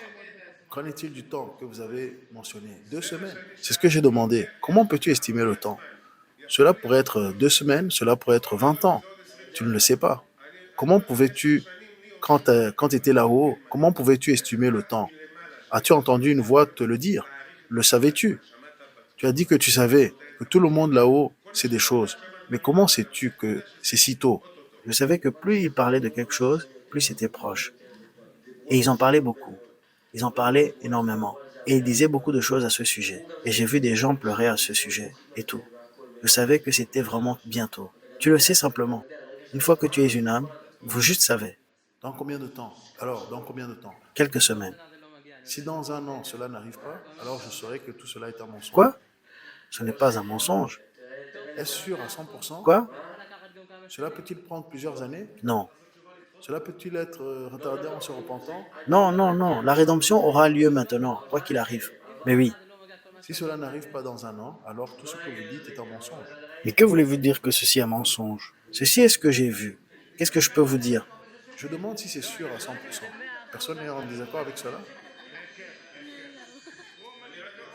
Je veux juste lire ici. Je veux juste lire un verset ici. Regardons ce verset. Et il arrivera en ce jour-là que la lumière ne sera pas claire, mais ce sera un jour qui sera connu du Seigneur. Ni jour ni nuit. Ce soir-là, il y aura de la lumière. C'est ce que tu es en train de dire. Il y aura 24 heures de lumière. Et puis le Saint-Temple. Le Saint-Temple tombera du ciel. Il tombera avec cette lumière dont je vous ai parlé. Il descendra du ciel après cette résurrection des morts. Ça sera plusieurs Semaines plus tard. 2 semaines. Ceux qui sont dignes d'être dans la résurrection, ce ne seront que les dignes qui étaient dans le jardin d'Éden. Les méchants en enfer ne seront pas dignes d'en sortir. Ils continueront à être torturés et à souffrir. Oui, ils continueront. Et seuls les justes apprendront la Torah. Comment se passera la résurrection? As-tu vu cela aussi? Oui, je l'ai vu. Qu'as-tu vu? Vous voyez juste quelqu'un avec un corps, une personne qui n'est pas heureuse, pas en colère, rien, juste normal. Vous voyez une personne, simplement sa tombe s'ouvre et il sort de la tombe. Il sort comme ça et il commence à marcher. C'est tout. Qu'est-ce qu'il porte? Il porte de beaux vêtements. Des linceuls? Non, ce sont des beaux vêtements. Une personne entière Oui, et portant de beaux vêtements. Tout semble normal. normal. Et il sait ce qui s'est passé dans le monde d'en haut. Il sait qu'il était mort et qu'il est maintenant dans la résurrection des morts. Oui, il se souvient de tout ce qui se passait là-haut, de tout. Et se souvient qu'il était là-haut et puis il rentre chez lui. Oui, mais il y en a par exemple, certains en enfer, mais pas pour longtemps. Comme ils vous disent, si quelqu'un vous dit 2 jours en enfer, 2 jours en enfer, d'après ce que je savais là-haut, c'est long, c'est très long. Il y en a même qui sont en enfer pendant 1 an. Mais quiconque était en enfer et ensuite est allé au jardin d'Éden, il sera à la résurrection. Alors tu dis qu'il paiera d'abord tous ses péchés en enfer. Il Oui. est allé au jardin d'Éden à un niveau basé sur ses bonnes actions et il est digne de revenir dans la résurrection des morts. Oui, mais ne pensez pas que c'est quelque chose de petit, d'1 ou 2 jours. Ce n'est pas ça. La torture, vous ne pouvez pas vous imaginer ce que j'ai vu là-bas. Et là, ce n'est encore rien. Je ne suis même pas allé. Je l'ai seulement entendu et j'ai ressenti ce qu'ils ont ressenti. Et vraiment, je ne sais pas comment l'expliquer. C'est difficile.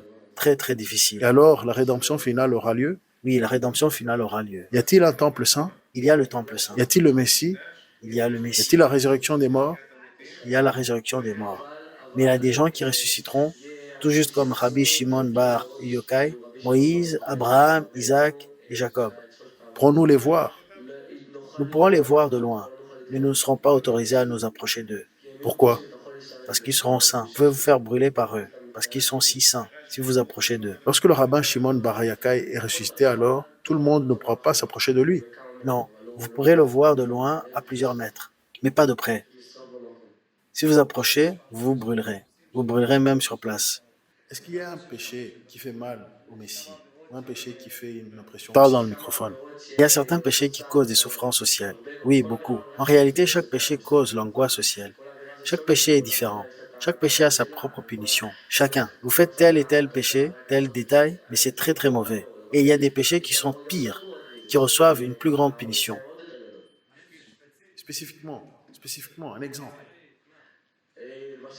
Par exemple, l'orgueil. L'orgueil est un grand péché, un très grand péché. L'orgueil. Et si quelqu'un parle dans la synagogue pendant les prières, ça aussi je l'ai vu.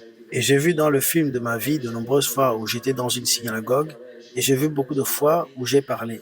Et j'ai vu la punition que je pouvais recevoir. Vous n'en voulez pas, croyez-moi, Pour parler dans la synagogue? pour avoir parlé dans la synagogue. Si vous arrêtez de prier, ne serait-ce qu'une seconde et que vous parlez à quelqu'un, ce n'est pas bon, du tout. Cela signifie donc que tu as résumé deux choses. Tout péché, même le plus petit de tous, qui nous paraît être le plus petit de tous, est très grave là-haut. Et le châtiment est sévère. Et l'angoisse est terrible. Et encore plus ce qui concerne les péchés qui sont très très graves. Et ce qui est considéré comme très grave au ciel, c'est l'orgueil. Oui, Parler dans la synagogue? oui. Autre chose? Ah, il y a Pendant les prières ou pas pendant les... Il a dit pas pendant les prières. Donc d'autant plus pendant les prières. correct. Aussi des actes sexuels interdits. D'après ce que j'ai vu, c'est quelque chose de très gros. Et aussi faire couler le sang. C'est vraiment gros. C'est comme les plus grandes choses. Qu'entends-tu par faire verser le sang? Assassiner, poignarder, des choses comme ça. Et humilier quelqu'un, est-ce que c'est également inclus? Humilier quelqu'un, c'est exactement pareil. Exactement le même. Quelqu'un qui humilie quelqu'un d'autre, quelqu'un qui fait honte à son ami, il ne peut pas y aller au jardin d'Éden. Pour toujours et à jamais. Il sera dans la 7e section de l'enfer, basé sur ce que j'ai vu là-bas. C'est ce que les saints sages ont dit. Quiconque humilie une autre personne publiquement, il n'a aucune part dans le monde à venir. Il n'en aura pas. Nous avons la confirmation à partir de là-haut et ce qu'ils en font là-bas. Tu as dit l'orgueil, parler dans la synagogue, les relations sexuelles interdites. Tu as aussi parlé d'humilier publiquement une personne et tu as parlé du meurtre. As-tu vu autre chose sur l'Internet non cachère? Oui. Et si quelqu'un laisse ses yeux errer et regarde des femmes pour les convoiter, et aussi quelqu'un qui renverse sa semence. Les iPhones, c'était ça aussi? Oui, Dis-moi maintenant, ont-ils parlé de téléphone portable, d'entreprise de téléphone ou de quelque chose comme ça? non, Ils ne s'en soucient pas? ils ne s'en soucient pas. Le titit, oui. Le titit, oui. Les phylactères, oui. Les phylactères, oui. L'armée ne les intéresse pas? Ils s'en Le fichent. drapeau, jour d'indépendance? Non. Non? Très bien. Et j'ai vu beaucoup de gens qui sont des hautes personnalités sur Terre, des présidents, des chefs d'armée, de gens là-haut. Vous ne savez pas ce que c'est pour eux là-haut. Vous ne savez pas. Et les nazis, que se passe-t-il avec eux? Cela signifie que petits et grands sont là. Celui qui décide qui est petit et qui est grand, c'est seulement là-haut. Ici sur Terre, quelqu'un peut être un haut placé, mais là-haut, c'est un monsieur tout le monde. Oui. Aussi, qui vous êtes sur la Terre ne signifie rien. Ce qui aura de la valeur, c'est seulement dans votre prochaine vie. Quel statut vous aurez dans le monde qui vient. Mais votre statut dans ce monde ne veut rien dire. Peu importe ce qui se passe avec vous, même si vous avez de l'argent, vous ne pourrez pas l'utiliser parce que vous n'aurez pas d'argent. Parce que vous irez là-haut, tout ce que vous avez fait ici est un grand test, toute votre vie. Chaque seconde de votre vie qui passe est un test. Tout est une épreuve. Les gens demandent pourquoi Dieu a créé le monde, pourquoi Dieu a-t-il créé le monde? Car d'après ce que je sais du caractère de Dieu, c'est de faire le bien, faire du bien à sa création. C'est pourquoi il nous a fait descendre dans ce monde, pour rendre les choses bonnes pour nous, afin que nous puissions garder ses commandements. Ainsi, nous obtiendrons ce qui nous appartient à la fin. Est-ce qu'ils t'ont dit ça en haut ou ici? Tout ce que tu viens de dire à l'instant, est-ce qu'ils t'ont dit ça en haut ou ici? En haut, en haut, Parle dans le microphone. en haut, tout cela en haut. Encore une fois, je veux te demander une fois de plus, et nous comprendrons aussi. Il y a une semaine, tu ne savais pas de toutes ces choses. Un petit peu, vraiment très peu de choses. Vraiment juste un tout petit peu. Mais depuis le jour férié, le lundi, lorsque cela t'est arrivé, dans une période de 15 minutes, Oui, tu as réussi à recevoir toutes ces informations, à savoir, à comprendre, à tout apprendre en 15 minutes, et c'est beaucoup. oui, oui. Et tout ce que j'ai dit n'est rien auprès de ce que j'ai vu quand j'étais là-haut. Il y a bien d'autres choses que je ne peux pas dire sur ce que j'ai vu. Beaucoup. Je ne sais pas comment l'expliquer. Je ne sais vraiment pas. Y a-t-il des choses qui t'ont interdit de dire? Il y a certaines choses que je ne veux pas dire. C'est interdit. Qu'en est-il de l'unité? Quoi? Qu'en est-il de l'unité? Cette chose appelée Gog et Magog, cette guerre, tout Israël doit se repentir et s'unir.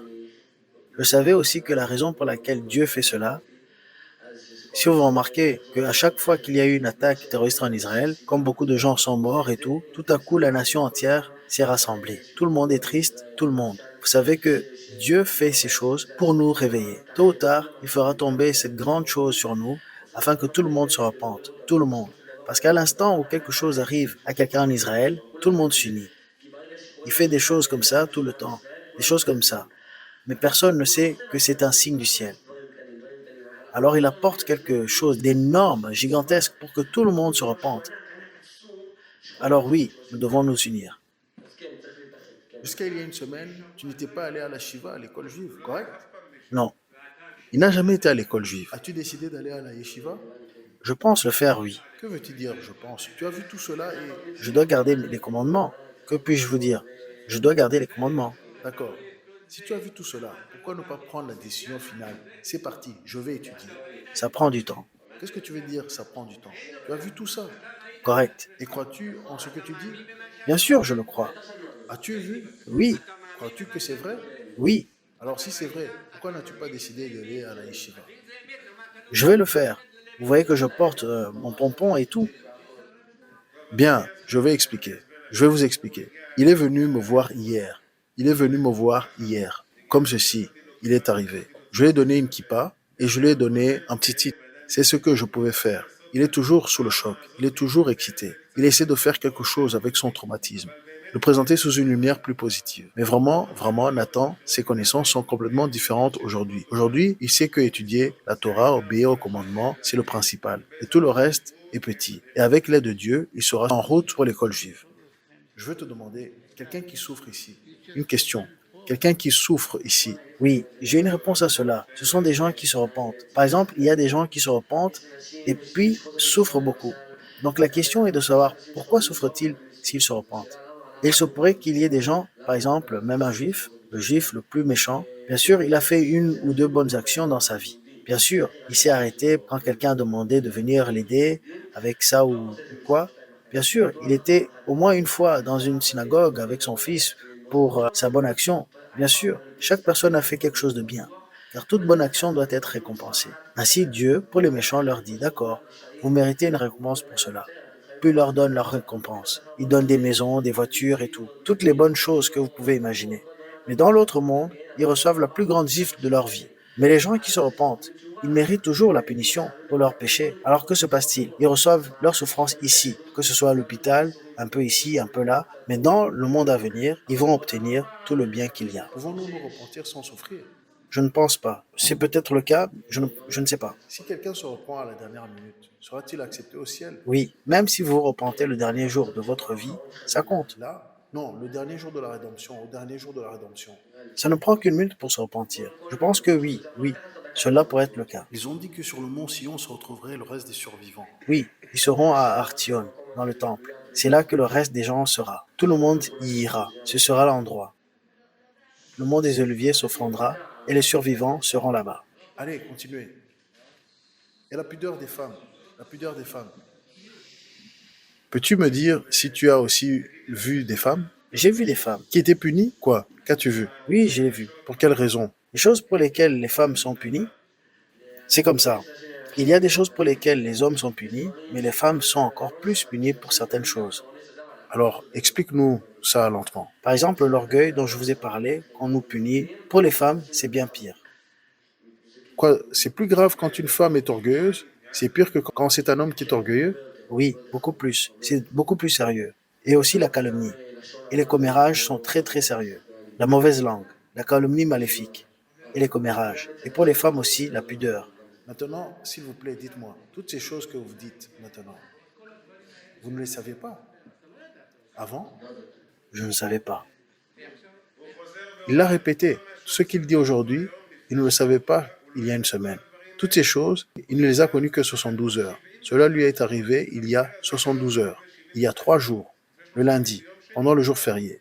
Et dans ce quart d'heure, comme nous l'avons dit au début, je l'ai dit encore et encore, dans le quart d'heure qu'il était là, correct, quelque chose comme ça, toute cette énorme quantité de connaissances peut arriver.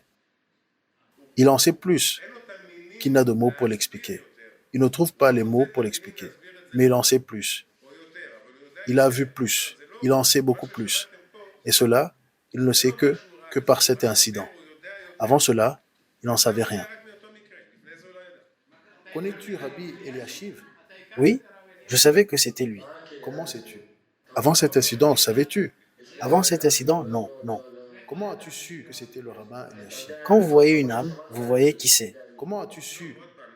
Encore une fois, une âme qui arrive, il n'est pas nécessaire de l'expliquer quoi que ce soit dans le monde de la vérité. Il n'y a pas de question. Au moment où l'âme arrive là-bas, même s'il est le pire et le plus méchant des malfaiteurs de ce monde, le plus grand apostat et le plus grand Tomilapide, au moment où elle arrive là-bas, il sait. Dieu est vérité. La Torah est vérité. La Torah, les bonnes actions, tout. Il sait tout. Il n'y a pas besoin d'expliquer. Il sait.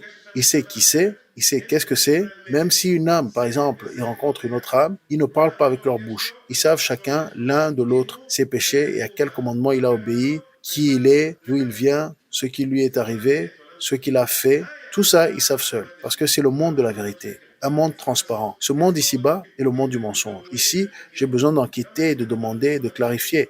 Il n'y a rien de tel là-bas. C'est un monde transparent, un monde de vérité. Tout est clair, tout est lucide, tout est en ordre et tout est bon. Alors pourquoi a-t-il vu le troisième rabbin? S'il savait que c'était Rabbi Eliashab. Il n'en savait rien, il ne se souvient pas. Excusez-moi, Dieu nous en garde. Car être dans la cour céleste n'est pas un pique-nique, ce n'est pas n'importe quoi. C'est un gros problème. c'est du lourd. C'est une expérience que nos sages disent que 6 choses ont disparu de notre champ de vision. L'un d'eux est la profondeur du péché, la sévérité du jugement, la sévérité du jugement ci-dessus. Y a-t-il la miséricorde là-bas, dans la cour céleste? Avec moi, ils ont été gentils et miséricordieux car j'avais moins de 20 ans. Mais quiconque a plus de 20 ans n'obtiendra pas miséricorde. Mais ils ont été un peu miséricordieux avec moi. Ils m'ont fait miséricorde, même s'ils étaient stricts à propos de mes péchés et tout. Mais pour les plus de 20 ans, c'est encore plus. Comment est-il possible de se repentir si rapidement? Quel est le problème? Ça va, il ne prendra qu'une minute pour vous repentir. Mais il est impossible de... Pourquoi pas? Si vous croyez vraiment que Dieu est réel, alors vous repentez simplement. Demandez-lui de pardonner vos péchés et ne répétez pas. Ne les répétez pas. C'est ce que signifie se repentir. Et de bonnes intentions, et Dieu ajoute à votre compte. Une personne qui se repent, à partir du moment où elle décide vraiment qu'elle veut se repentir, accomplit ce qui est écrit, comme s'il accomplissait toute la Torah. Qu'est-ce qui s'est passé à ton corps durant ces minutes? Il était ici? Quoi?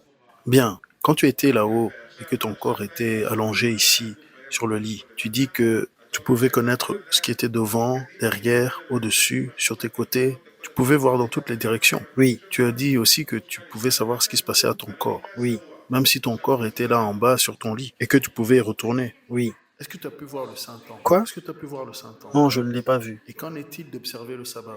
Ah, observez le sabbat. Waouh! Quelqu'un qui transgresse le sabbat en public reçoit une punition très sévère parce que c'est un très grand péché. Par exemple, si tu allumes ton téléphone et que tu parles avec quelqu'un au téléphone durant le sabbat, la plus petite chose, parce que là aussi tu es en train de transgresser le sabbat.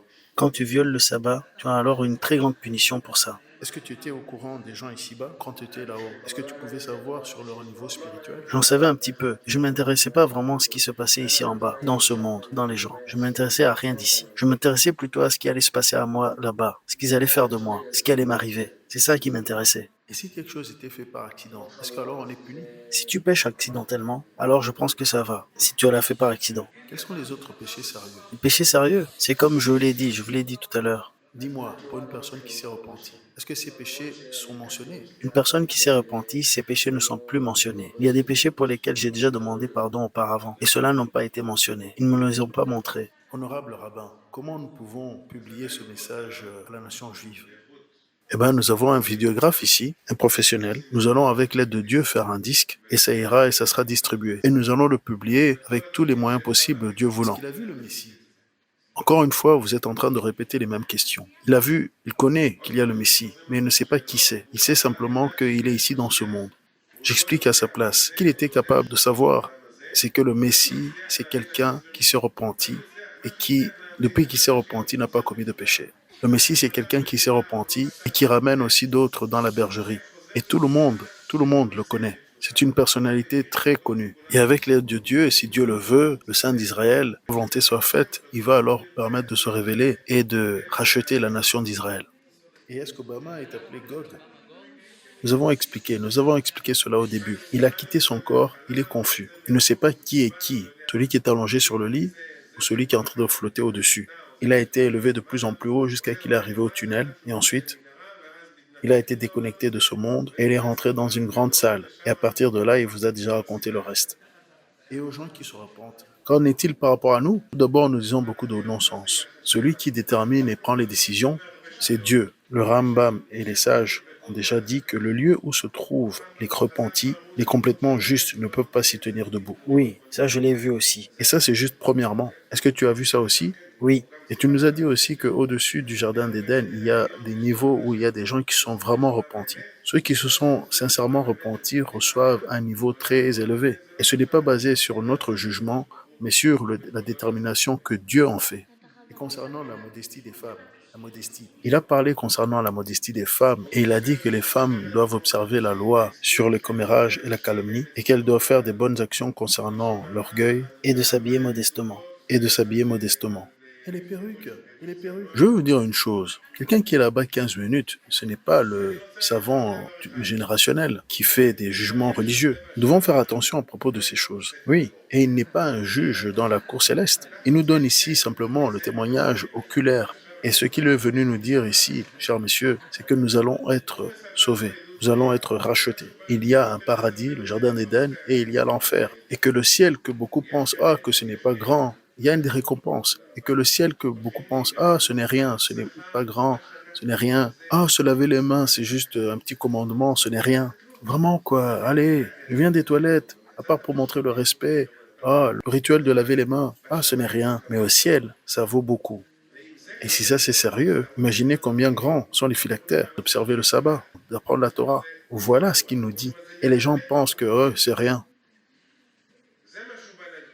Quoi? Qu'est-ce que j'ai fait? Rien. Ça? Ok. Vous savez quoi? Ouais, disons que c'est un péché. C'est pas grave. Parce que c'est un petit péché. Pour vous, ça semble petit. Mais là-haut, c'est très lourd. Et là-bas, elle dit 2 jours en enfer, juste 2 jours.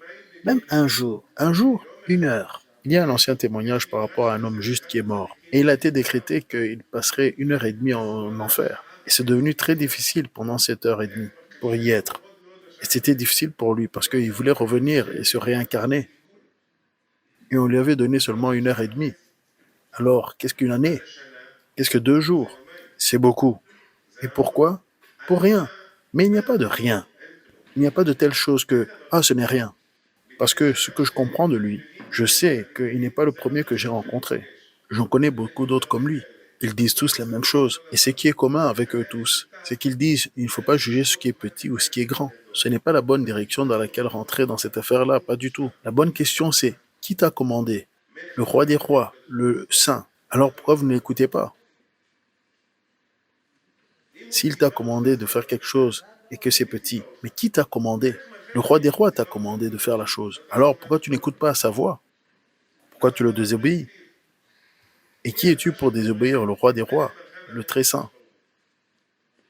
Chers messieurs, essayez de comprendre combien de monde y existe, combien de choses y existent. Gloire à son nom. Quelle création! Et ici, je veux résumer quelque chose parce que notre temps s'est terminé il y a déjà un moment. Mais néanmoins, vraiment, avec le temps qui était donné pour servir le Seigneur, ils ont rendu nulle sa loi. Chers messieurs, en résumé, qu'est-ce que ça veut dire cela? Il y a des distances que nous connaissons à distance. Je sais ce que c'est 1 mètre. Je sais ce que c'est 1 kilomètre. Je sais aussi ce que c'est 100 kilomètres. Mais il y a de grandes distances que nous ne pouvons pas mesurer en kilomètres. Vous les mesurez avec un autre temps. Ce que je veux dire par là, que tout ce qui nous entoure, les étoiles, l'espace, c'est juste la zone industrielle de Dieu. C'est le monde de l'action. Juste que vous compreniez, l'élément céleste le plus proche, c'est la Lune. Et elle est estimée être à 300 à 360 000 kilomètres d'ici. Le Soleil est estimé à 93 millions de kilomètres d'ici. Vénus est à 270 millions de kilomètres d'ici. Et ça sont nos voisins. C'est comparable à habiter dans le même bâtiment. C'est ton voisin d'en haut. Tu es au 2e étage et lui, il est au 6e. Voilà tout, voilà les distances. Mais il y a de plus grandes distances que cela dans l'espace. Et Dieu a créé bien plus que ça. Et comment mesurer ce genre de distance dans l'espace? Alors, pour celui qui ne le sait pas, ils sont mesurés en années-lumière. Qu'est-ce qu'une année-lumière? Si j'envoie un missile, et ce missile, et maintenant écoutez bien, vole à 300 000 km secondes. Chaque seconde, ce missile parcourt 300 000 km. En 2 secondes, il a parcouru 600 000 km. En 3, 900 000 km. Combien de kilomètres ce missile parcourt-il en une journée? Combien de kilomètres il parcourt en une semaine? Combien de kilomètres il parcourt en un mois? Combien de kilomètres il parcourt en une année? Et cette distance est appelée année-lumière. Et ça, c'est pour dire que, imaginez, vous voyez une étoile dans le ciel, et donc le missile va prendre toute une année pour arriver là-bas. Et donc ce missile va arriver en 1 seconde à la Lune, parce qu'il parcourt 300 000 km par seconde. Donc en 1 seconde, il est sur la Lune. Et donc dans un an, il va arriver à la dite planète. Et nous savons qu'il y a des planètes et des étoiles qui se trouvent à 1000 années-lumière d'ici. 2000 années-lumière d'ici. 10 000 années-lumière. Ça, c'est pour dire que si Adam avait envoyé ce missile vers cette planète, à cette même vitesse, actuellement, le missile ne serait pas encore arrivé. Est-ce que vous comprenez les distances dont on parle? Et Dieu dit que le ciel est mon trône et que la terre est mon marchepied. Les cieux sont mon trône de gloire. Et la terre est mon marchepied. Comme sur un pupitre, il y a une tige en bas où vous pouvez reposer vos pieds. Ça, c'est mon marchepied. Et ça, donc, c'est le marchepied de Dieu. Il y a des planètes et des étoiles qui sont des milliers de fois plus grands que la Terre. À titre de comparaison, le Soleil est 1300 fois plus grand que la Terre. 1300 planètes Terre équivalent à un Soleil. Et le Soleil n'est pas considéré comme grand.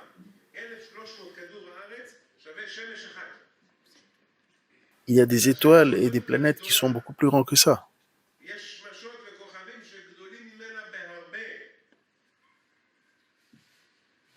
Alors qu'est-ce que la Terre dans tout cela?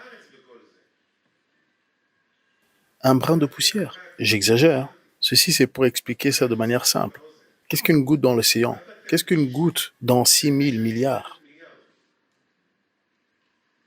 Et dans cette petite planète minuscule, qui est tout l'amour de Dieu, et il a créé tout ceci pour que tu apprennes la Torah. Il y a un petit pays appelé Israël. Prenez un atlas, prenez une carte. Regardez la taille d'Israël. L'Arabie Saoudite est 800 fois plus grand que nous, vous savez. Nous ne sommes rien. Nous sommes juste un quartier à New York. Même quand ils écrivent Israël sur la carte, il n'y a pas assez de place pour les lettres. Tu dois écrire une partie sur l'océan. Regardez la carte et regardez l'image d'Israël. La mer est à l'ouest, alors la Lef et le Lamed sont déjà dans la mer. Il n'y a pas assez de place. Dans ce monde, il y a Israël, qui est déjà beaucoup plus petit. Dans ce pays, il y a une ville, disons Jérusalem. C'est beaucoup plus petit, n'est-ce pas? Dans Jérusalem, il y a un quartier, Katamon, plus petit encore. À Katamon, il y a une rue, encore plus petit. Dans cette rue, il y a un bâtiment d'appartement. Dans le bâtiment, il y a un appartement, encore plus petit. Et dans l'appartement, il y a une chambre, encore plus petite. Dans la chambre, il y a une armoire, encore plus petite. À côté de l'armoire, il y a une créature. Faites attention, c'est appelé une personne, à peu près 1,75 m. Et ça parle tellement. De qui? Et le Dieu béni le dit, les cieux sont mon trône et la terre est mon marchepied. S'il vous plaît, obéissez mes commandements. Et l'homme répond, ah, mais oublie ça. Et pour ça, il sera puni. Et vous comprenez maintenant à qui vous n'êtes pas en train d'obéir, à qui vous n'êtes pas en train d'écouter. Et ne lui dites pas, ne pas laver les mains, ce n'est rien. Regarde qui t'a commandé. Et Nathan, et pas seulement Nathan, et beaucoup d'autres, ils n'arrivent pas à décrire le jardin d'Éden. Ils n'y arrivent vraiment pas. C'est impossible. Le béni, le saint, Dieu, c'est lui l'architecte, c'est lui qui a mis ça en place. Le très saint, c'est lui. C'est impossible à décrire. Il y a des choses dans ce monde qu'on ne peut même pas comprendre. Il voulait comprendre ce qui est là-haut, et il a tout laissé. Il a tout laissé, lui et ses anges. Et il a tout. Il a tout. Il a des anges qui sont à son service. Et tous les bons anges, les séraphins, les orphans et les chayeux célestes. Waouh! Waouh! Pour celui qui lit tout ceci. Juste pour vous donner un angle, une perspective. Les sages disent que cet ange a 32 000 km d'auteur. Ça, c'est considéré comme une petite créature. Est-ce que tu l'as vu? Je l'ai vu. C'est une créature minuscule. Chaque ange est comme ça. Sa taille n'interrompt pas. Quelle est sa taille? Et ces petites créatures arrivent qu'à la cheville des ophanes. Et les ophanes aux chevilles des chayotes, des êtres célestes. Et Dieu laisse tout ça. Et il te dit, viens à la synagogue, récite la prière, le kadusha. Récite. Et qu'est-ce que toi tu fais? Bla bla bla bla. Tu parles. Dis-moi quelque chose. N'as-tu pas honte? Dieu laisse tout ça et il dit, tu me fais tellement plaisir lorsque tu viens à la synagogue et que tu écoutes les enseignements et que tu pries. Et toi, à la place de ça, tu parles. Je laisse tout et je viens ici pour toi. Et toi, tu parles du non-sens. Pour ça, tu seras puni. Pour ça. Et on pourrait dire, ben, j'ai parlé juste à la synagogue. Qu'est-ce qui pourrait m'arriver? On a la prière d'ouverture. J'ai dit, ah, est-ce que tu vas venir avec moi après? Qu'est-ce que c'est? Du commérage? Est-ce que j'ai péché? J'ai parlé dans la synagogue. Et quiconque a lu la loi sur le code juif sait que Moran Bet Yosef, il ne parle pas de la tradition. Non, il est littéral. Il est littéral. Marie Bet Yosef a raconté l'histoire d'un certain homme qui a rencontré Élie le prophète. Et Élie le prophète le montre qu'il y a 4000 chameaux qui sont remplis de colère et de fureur. Il a demandé à Élie le prophète, c'est pour qui tout ça? Pour les ennemis d'Israël? Et Élie le répond, non, ça c'est pour tous ceux qui parlent dans la synagogue. Maran Bet Yosef écrit tout ceci sérieusement. Ben quoi, j'ai parlé à la synagogue, qu'est-ce qui peut arriver? Oui, tu as parlé dans la maison de Dieu. Celui qui dit, les cieux sont mon trône et la terre mon marchepied. Et toi, tu n'es pas plus grand qu'une armoire. Alors Dieu nous aime et il a pitié de nous. Il ne nous envoie pas pour nous amuser. Il nous envoie ces gens qui ont eu des expériences de sortie de corps. Il les envoie pour dire, allô, ouvrez vos yeux, je vais vous racheter, je vais vous sauver. Est-ce que vous voulez mourir?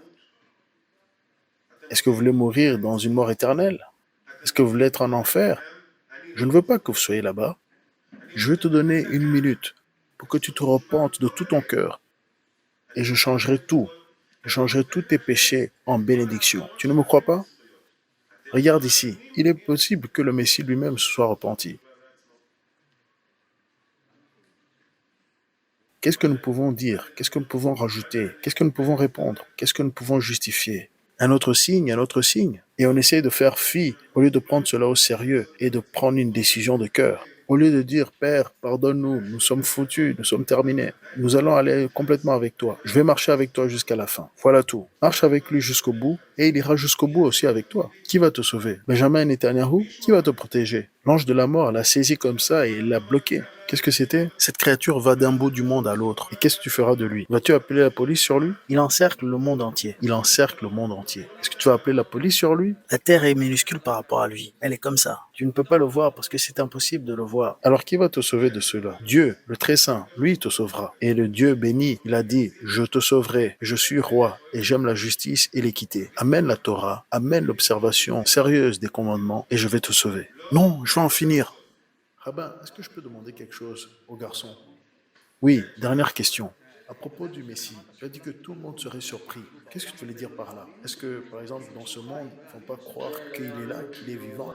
Oui, ils ne vont pas y croire. Les gens vont être très surpris qu'il y a une telle chose que le Messie, que tout était vrai, que le Saint Dieu est réel. Ils vont le reconnaître à la fin. Oui, ils seront surpris que clairement il est le Messie. Quoi? C'est simplement une personne? Oui, c'est une personne normale. Pas d'importance particulière. Je demande s'il est une personne importante. Une personne normale est aussi une personne importante. Je pense que ce que j'ai vu, c'est que c'est une personne importante. Peut-être dans sa personnalité. Ah, oui, mais ça pourrait être qu'il soit un grand rabbin, mais ils seront surpris que clairement c'est lui le Messie. Est-ce que le Messie est à Jérusalem ou dans une ville particulière? Est-ce que tu sais? C'est impossible de le savoir, je ne le sais pas, j'ai aucune idée. Quoi? J'ai aucune idée. Peut-être c'est quelqu'un de cette synagogue. Il habite ici en Israël. Oui, il habite ici en Israël. Il habite ici en Israël, mais je ne sais pas où il est, je ne sais pas. Sur la rue Ezra à se faire. Ok, messieurs, nous n'allons pas commencer à enquêter sur les messies. Un messie pour les juifs sephardiques, un messie pour les ashkénazes. Il y aura un seul messie, et ce sera tout. Point final. Est-ce que le messie sait qu'il est le messie? Le Messie ne sait pas qu'il est le Il Messie. ne le sait pas. Son âme le sait, mais lui non. Quel âge semble-t-il avoir? Quoi? Quel âge semble-t-il avoir?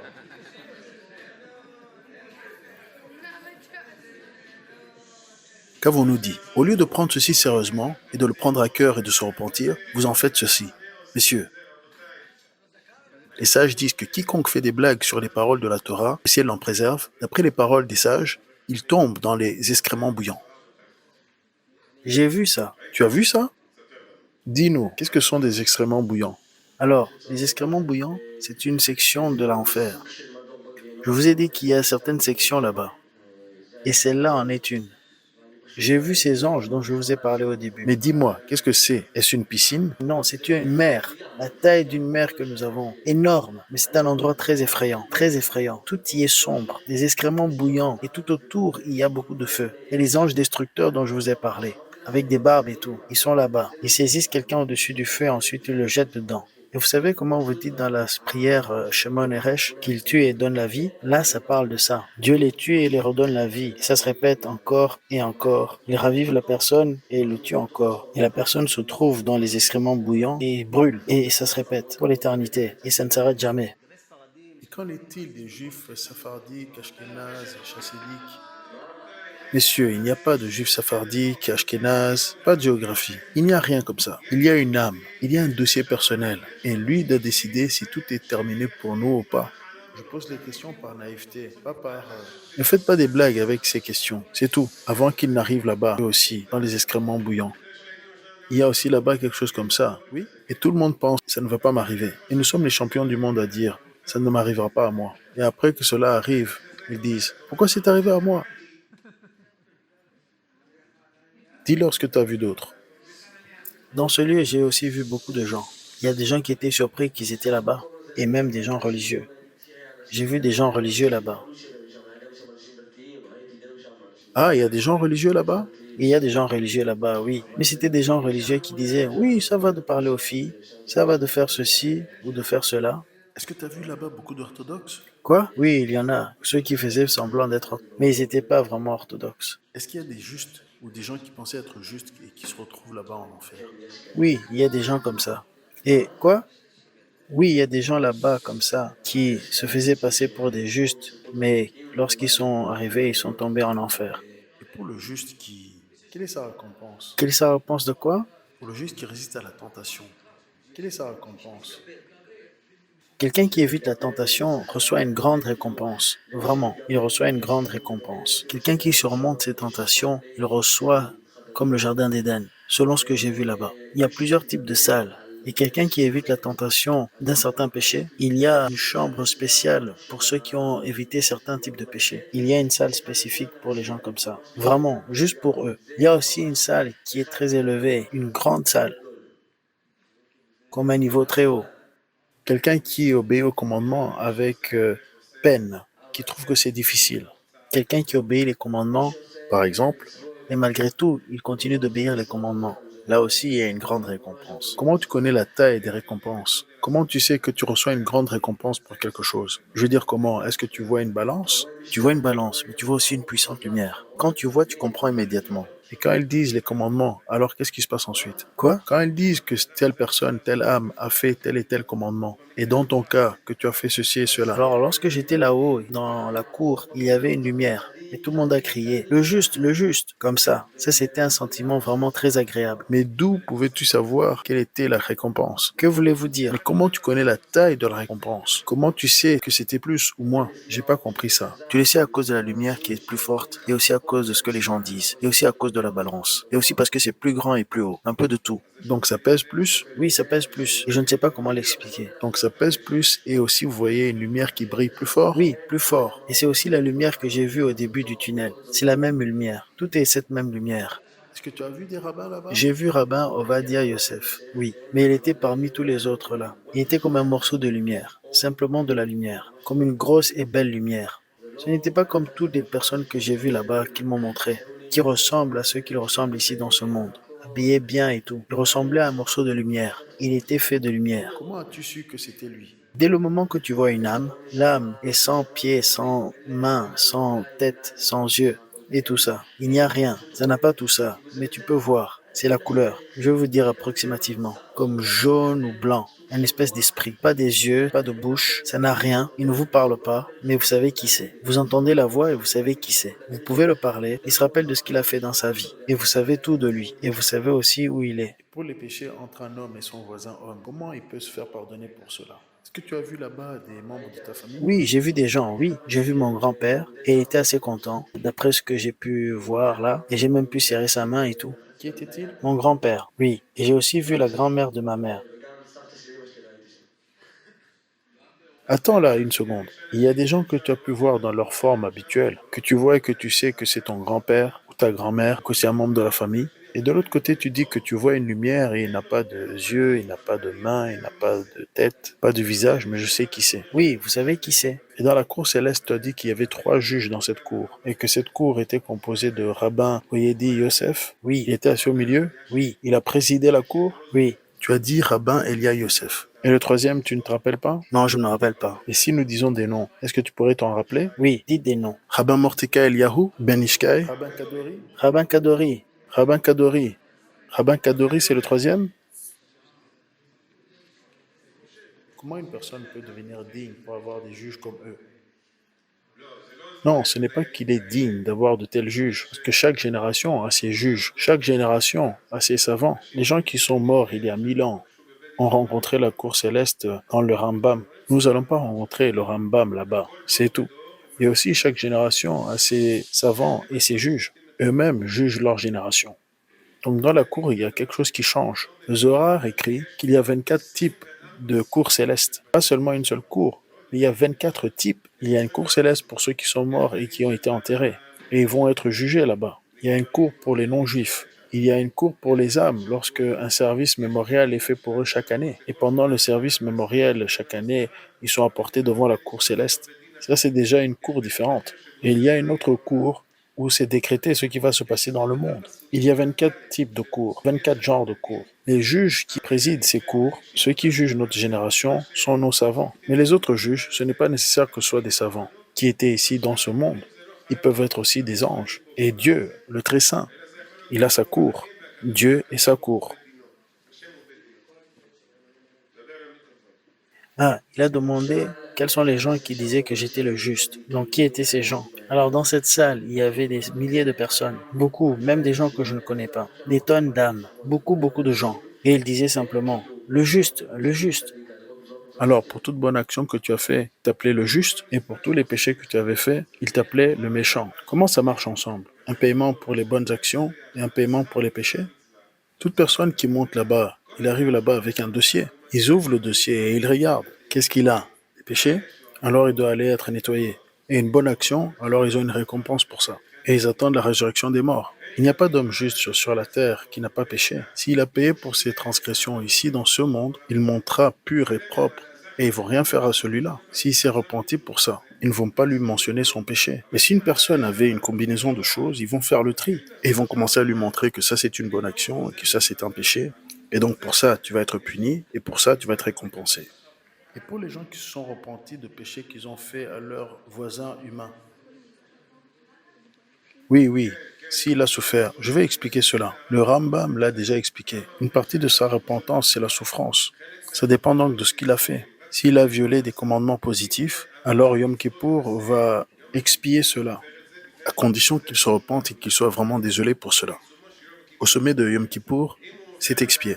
Si ses péchés sont contre des commandements négatifs, alors sa repentance dépend de la purification à travers sa souffrance par plusieurs tribulations et de l'expiation à Yom Kippour. Et si ses péchés méritent l'excommunication et la mise à mort par ordre de la cour, alors sa repentance est à travers l'expiation à Yom Kippour et sa souffrance. Il doit souffrir pour qu'il soit purifié de cela. Et ensuite, il devient quelqu'un qui s'est repenti. Et ensuite, il y a quelque chose qui s'appelle la profanation du nom de Dieu. Seule la mort peut expier cela. La personne qui a profané le nom de Dieu, lui aussi, il doit se repentir. Il doit aussi souffrir. Et aussi observer Yom Kippour et la mort. Et ensuite, c'est expié. Après la mort, s'il s'est repenti, alors une instance de la profanation du nom de Dieu est expiée. Les hommes juste cachés, est-ce qu'ils restent cachés d'Israël, même dans le monde à venir? Écoutez encore, et une fois de plus, vous pouvez poser ces questions aux saints sages. Vous êtes venus ici pour une chose. Est-ce que vous allez vous repentir ou pas? Vous faites partie des justes. Oui, allez-vous vous repentir ou pas? Ne posez pas des questions sur les autres, posez ces questions sur vous-même. Est-ce que je réponds à ces critères?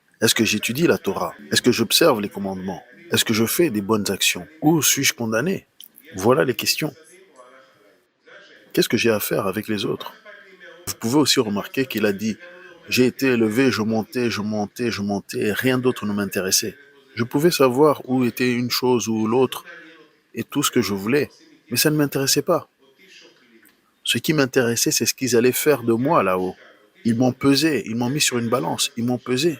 Il y a des gens qui ont été là-bas et lorsqu'ils sont revenus, ils ont dit qu'ils ont pleuré lorsqu'on les a fait la pesée parce que leur balance n'était ni haut ni bas, il n'y avait rien. Alors il faut comprendre que là-bas, lorsqu'une personne est trouvée coupable, elle est condamnée à mort. Et la mort est la mort éternelle. Une personne qui est exécutée ici-bas, et nous l'apprenons de rabbin Yochanan ben Zaki, il a dit qu'il a pleuré avant de mourir. Il a dit que si c'était un roi de chair et de sang, je pourrais aller vers lui et le soudoyer. Mais quelle utilité de soudoyer le Dieu saint? Et si un roi de chair et de sang m'exécute, me condamne à mort, je gagne une place dans le prochain monde. Je vais vers Dieu. J'ai le jardin d'Éden. Mais si c'est le Seigneur Dieu qui me condamne à mort, où irai-je ensuite? C'est la mort éternelle. Et voilà sur quoi un homme doit réfléchir, qui doit tenir à cœur. Est-ce qu'il répond à ces critères ou est-ce qu'il ne répond pas à ces critères? Dieu le juge et lui donne des opportunités, beaucoup plus d'opportunités pour se repentir, préparer ses actions. Prends ceci au sérieux. Gère-toi un peu et prends ceci au sérieux. Arrête de penser que ce n'est rien, que ça ne vaut rien. Et te dire, oh mais je n'ai rien fait. Ça, ce n'est pas vrai. Ça, ce n'est pas correct. Ici, il explique, et beaucoup d'autres expliquent, pour chaque seconde de ta vie, tu vas être forcé de donner des comptes. Messieurs, ces choses ne font que renforcer ce que nos sages disent. Nos sages disent que Dieu va demander à chaque homme ce qu'il a fait de sa vie. Job dit, même pour avoir avalé ma salive. Tu vas rendre des comptes même pour ça. Le Gaon de Vilna dit, pourquoi il y a un comptage? Le jugement pour l'acte et un comptage.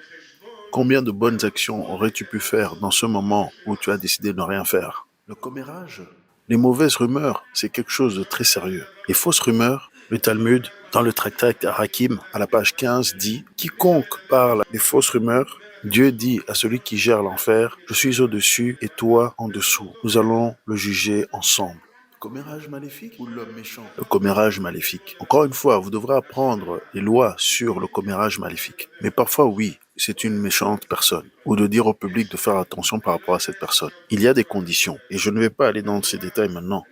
Dans la Torah, tout est permis et aussi tout est interdit.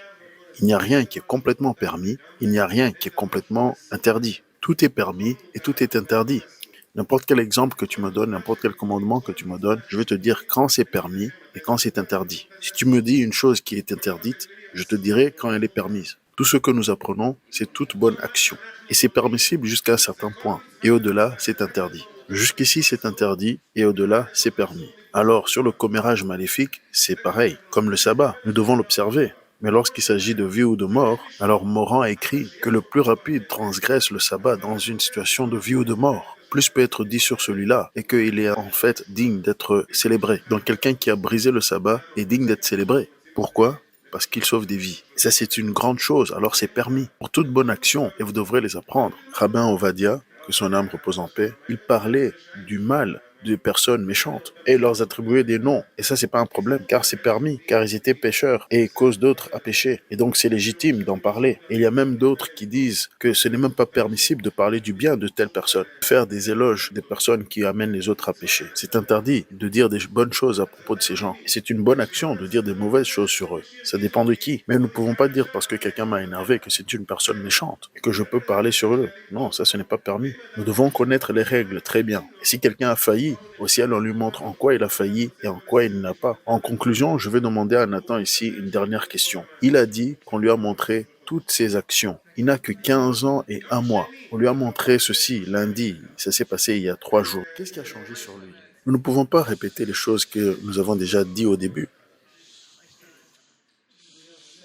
C'est un processus, c'est un processus. Et moi aussi, lorsque je me suis repenti, j'étais rempli de feu. J'étais en jean. J'étais très coloré. J'étais comme un feu. J'avais des jeans et j'étais coloré. C'est un processus. Ce n'est pas de la magie. La décision est faite au niveau du cœur de quelqu'un. Par rapport aux habits, il est venu comme ça vers moi hier. Avec l'aide de Dieu, il aura des bons habits. Il n'a pas d'habits. Ça, c'est la manière qu'il s'habillait. C'est sa manière de s'habiller, c'est la manière qu'il s'habille tout le temps. Et ça sont ses vêtements et il mettra d'autres vêtements. Et n'interrompez pas. Ne nous déviez pas du sujet. On lui a montré ses actes, tous un par un. Et je veux demander à Nathan, ici devant tout le monde, si tu avais su et qu'il te montre de la viande et qu'on te dit que la viande n'est pas cachère, d'une carcasse interdite, est-ce que tu mangerais cette viande? Non, tu ne la mangerais pas. Et lorsqu'on t'a montré toute ta vie et tous les actes que tu as faits, est-ce qu'aussi on t'a montré ce qui concerne la viande qui n'est pas cachère? Oui. Est-ce que tu sais si tu as failli concernant les nourritures interdites? Oui, je le sais de manière sûre. Mais partout où tu allais, tu savais que ici c'est cachère. Oui. Et que c'était permissible de manger. Oui. Et néanmoins, il y avait de la viande non cachère. Oui, malgré cela, oui. Il y avait même un signe qui indiquait que c'était cachère, mais ce n'était pas le cas. C'était écrit que c'était cachère, mais c'était de la viande qui n'était pas cachère. C'est présenté là. Oui. Mais dans le monde là-haut, il te montre que la viande que tu as mangée n'était pas cachère. Oui, mais pas partout. Il y a des endroits quand même qui étaient corrects. Mais il y avait aussi des endroits où ça n'était pas. Oui, la plupart des endroits c'était bien, mais il y a des endroits où ça n'était pas. Est-ce que là ils ont aussi crié le méchant, le méchant? Oui, à chaque péché. Mais c'était accidentel. Oui, c'était accidentel. Oui, messieurs, ça aussi c'est le conseil des tendances maléfiques. Si quelqu'un boit du poison accidentellement, il meurt quand même, vous le savez. Si quelqu'un tombe accidentellement du toit, nous savons que il va aller visiter l'orthopédiste assez rapidement. Il ne peut pas dire au docteur, oh c'était un accident, c'était pas intentionnel. Je suis tombé du toit, c'était un accident. Là-bas, ils peuvent lui mettre en enfer accidentellement. Et là-bas, tout est conduit selon la loi du œil pour œil. Est-ce qu'il a été jugé depuis ses 13 ans ou pas? S'il a été jugé, non. Nous savons aussi à partir de Rashi, Parshat, Midbar, que jusqu'à l'âge de 20 ans, personne n'est pas exempt, mais elle a un décompte. J'ai une fois ramené quelqu'un à la synagogue Yazdim, quelqu'un à qui c'est arrivé, mais après l'âge de 20 ans. Et c'était quelque chose vraiment très différent. Quelqu'un qui vit une telle expérience après l'âge de 20 ans, il vit quelque chose de complètement différent. Il crie beaucoup plus fort et sa punition est beaucoup plus sévère. Ava Etchadjani a dit qu'il a tellement pleuré là-bas que s'il pouvait prendre une piscine, il aurait pu remplir toute la piscine des larmes qu'il a pleurées là-bas à cause de son chagrin.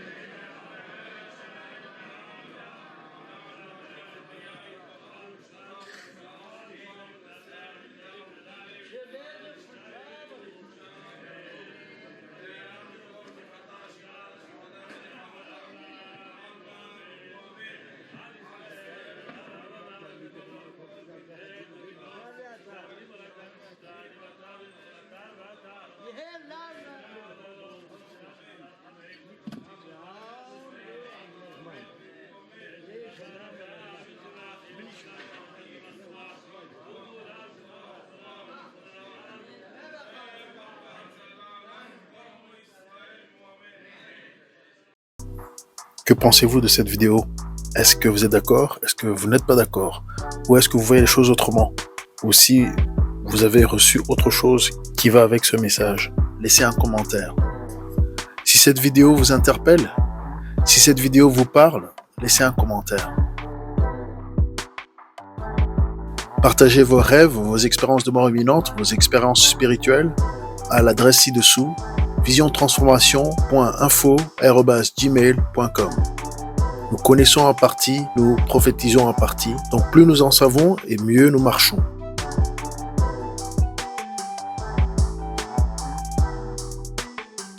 Vous pouvez désormais soutenir la chaîne via PayPal ou en nous achetant un café. Les détails sont dans la description.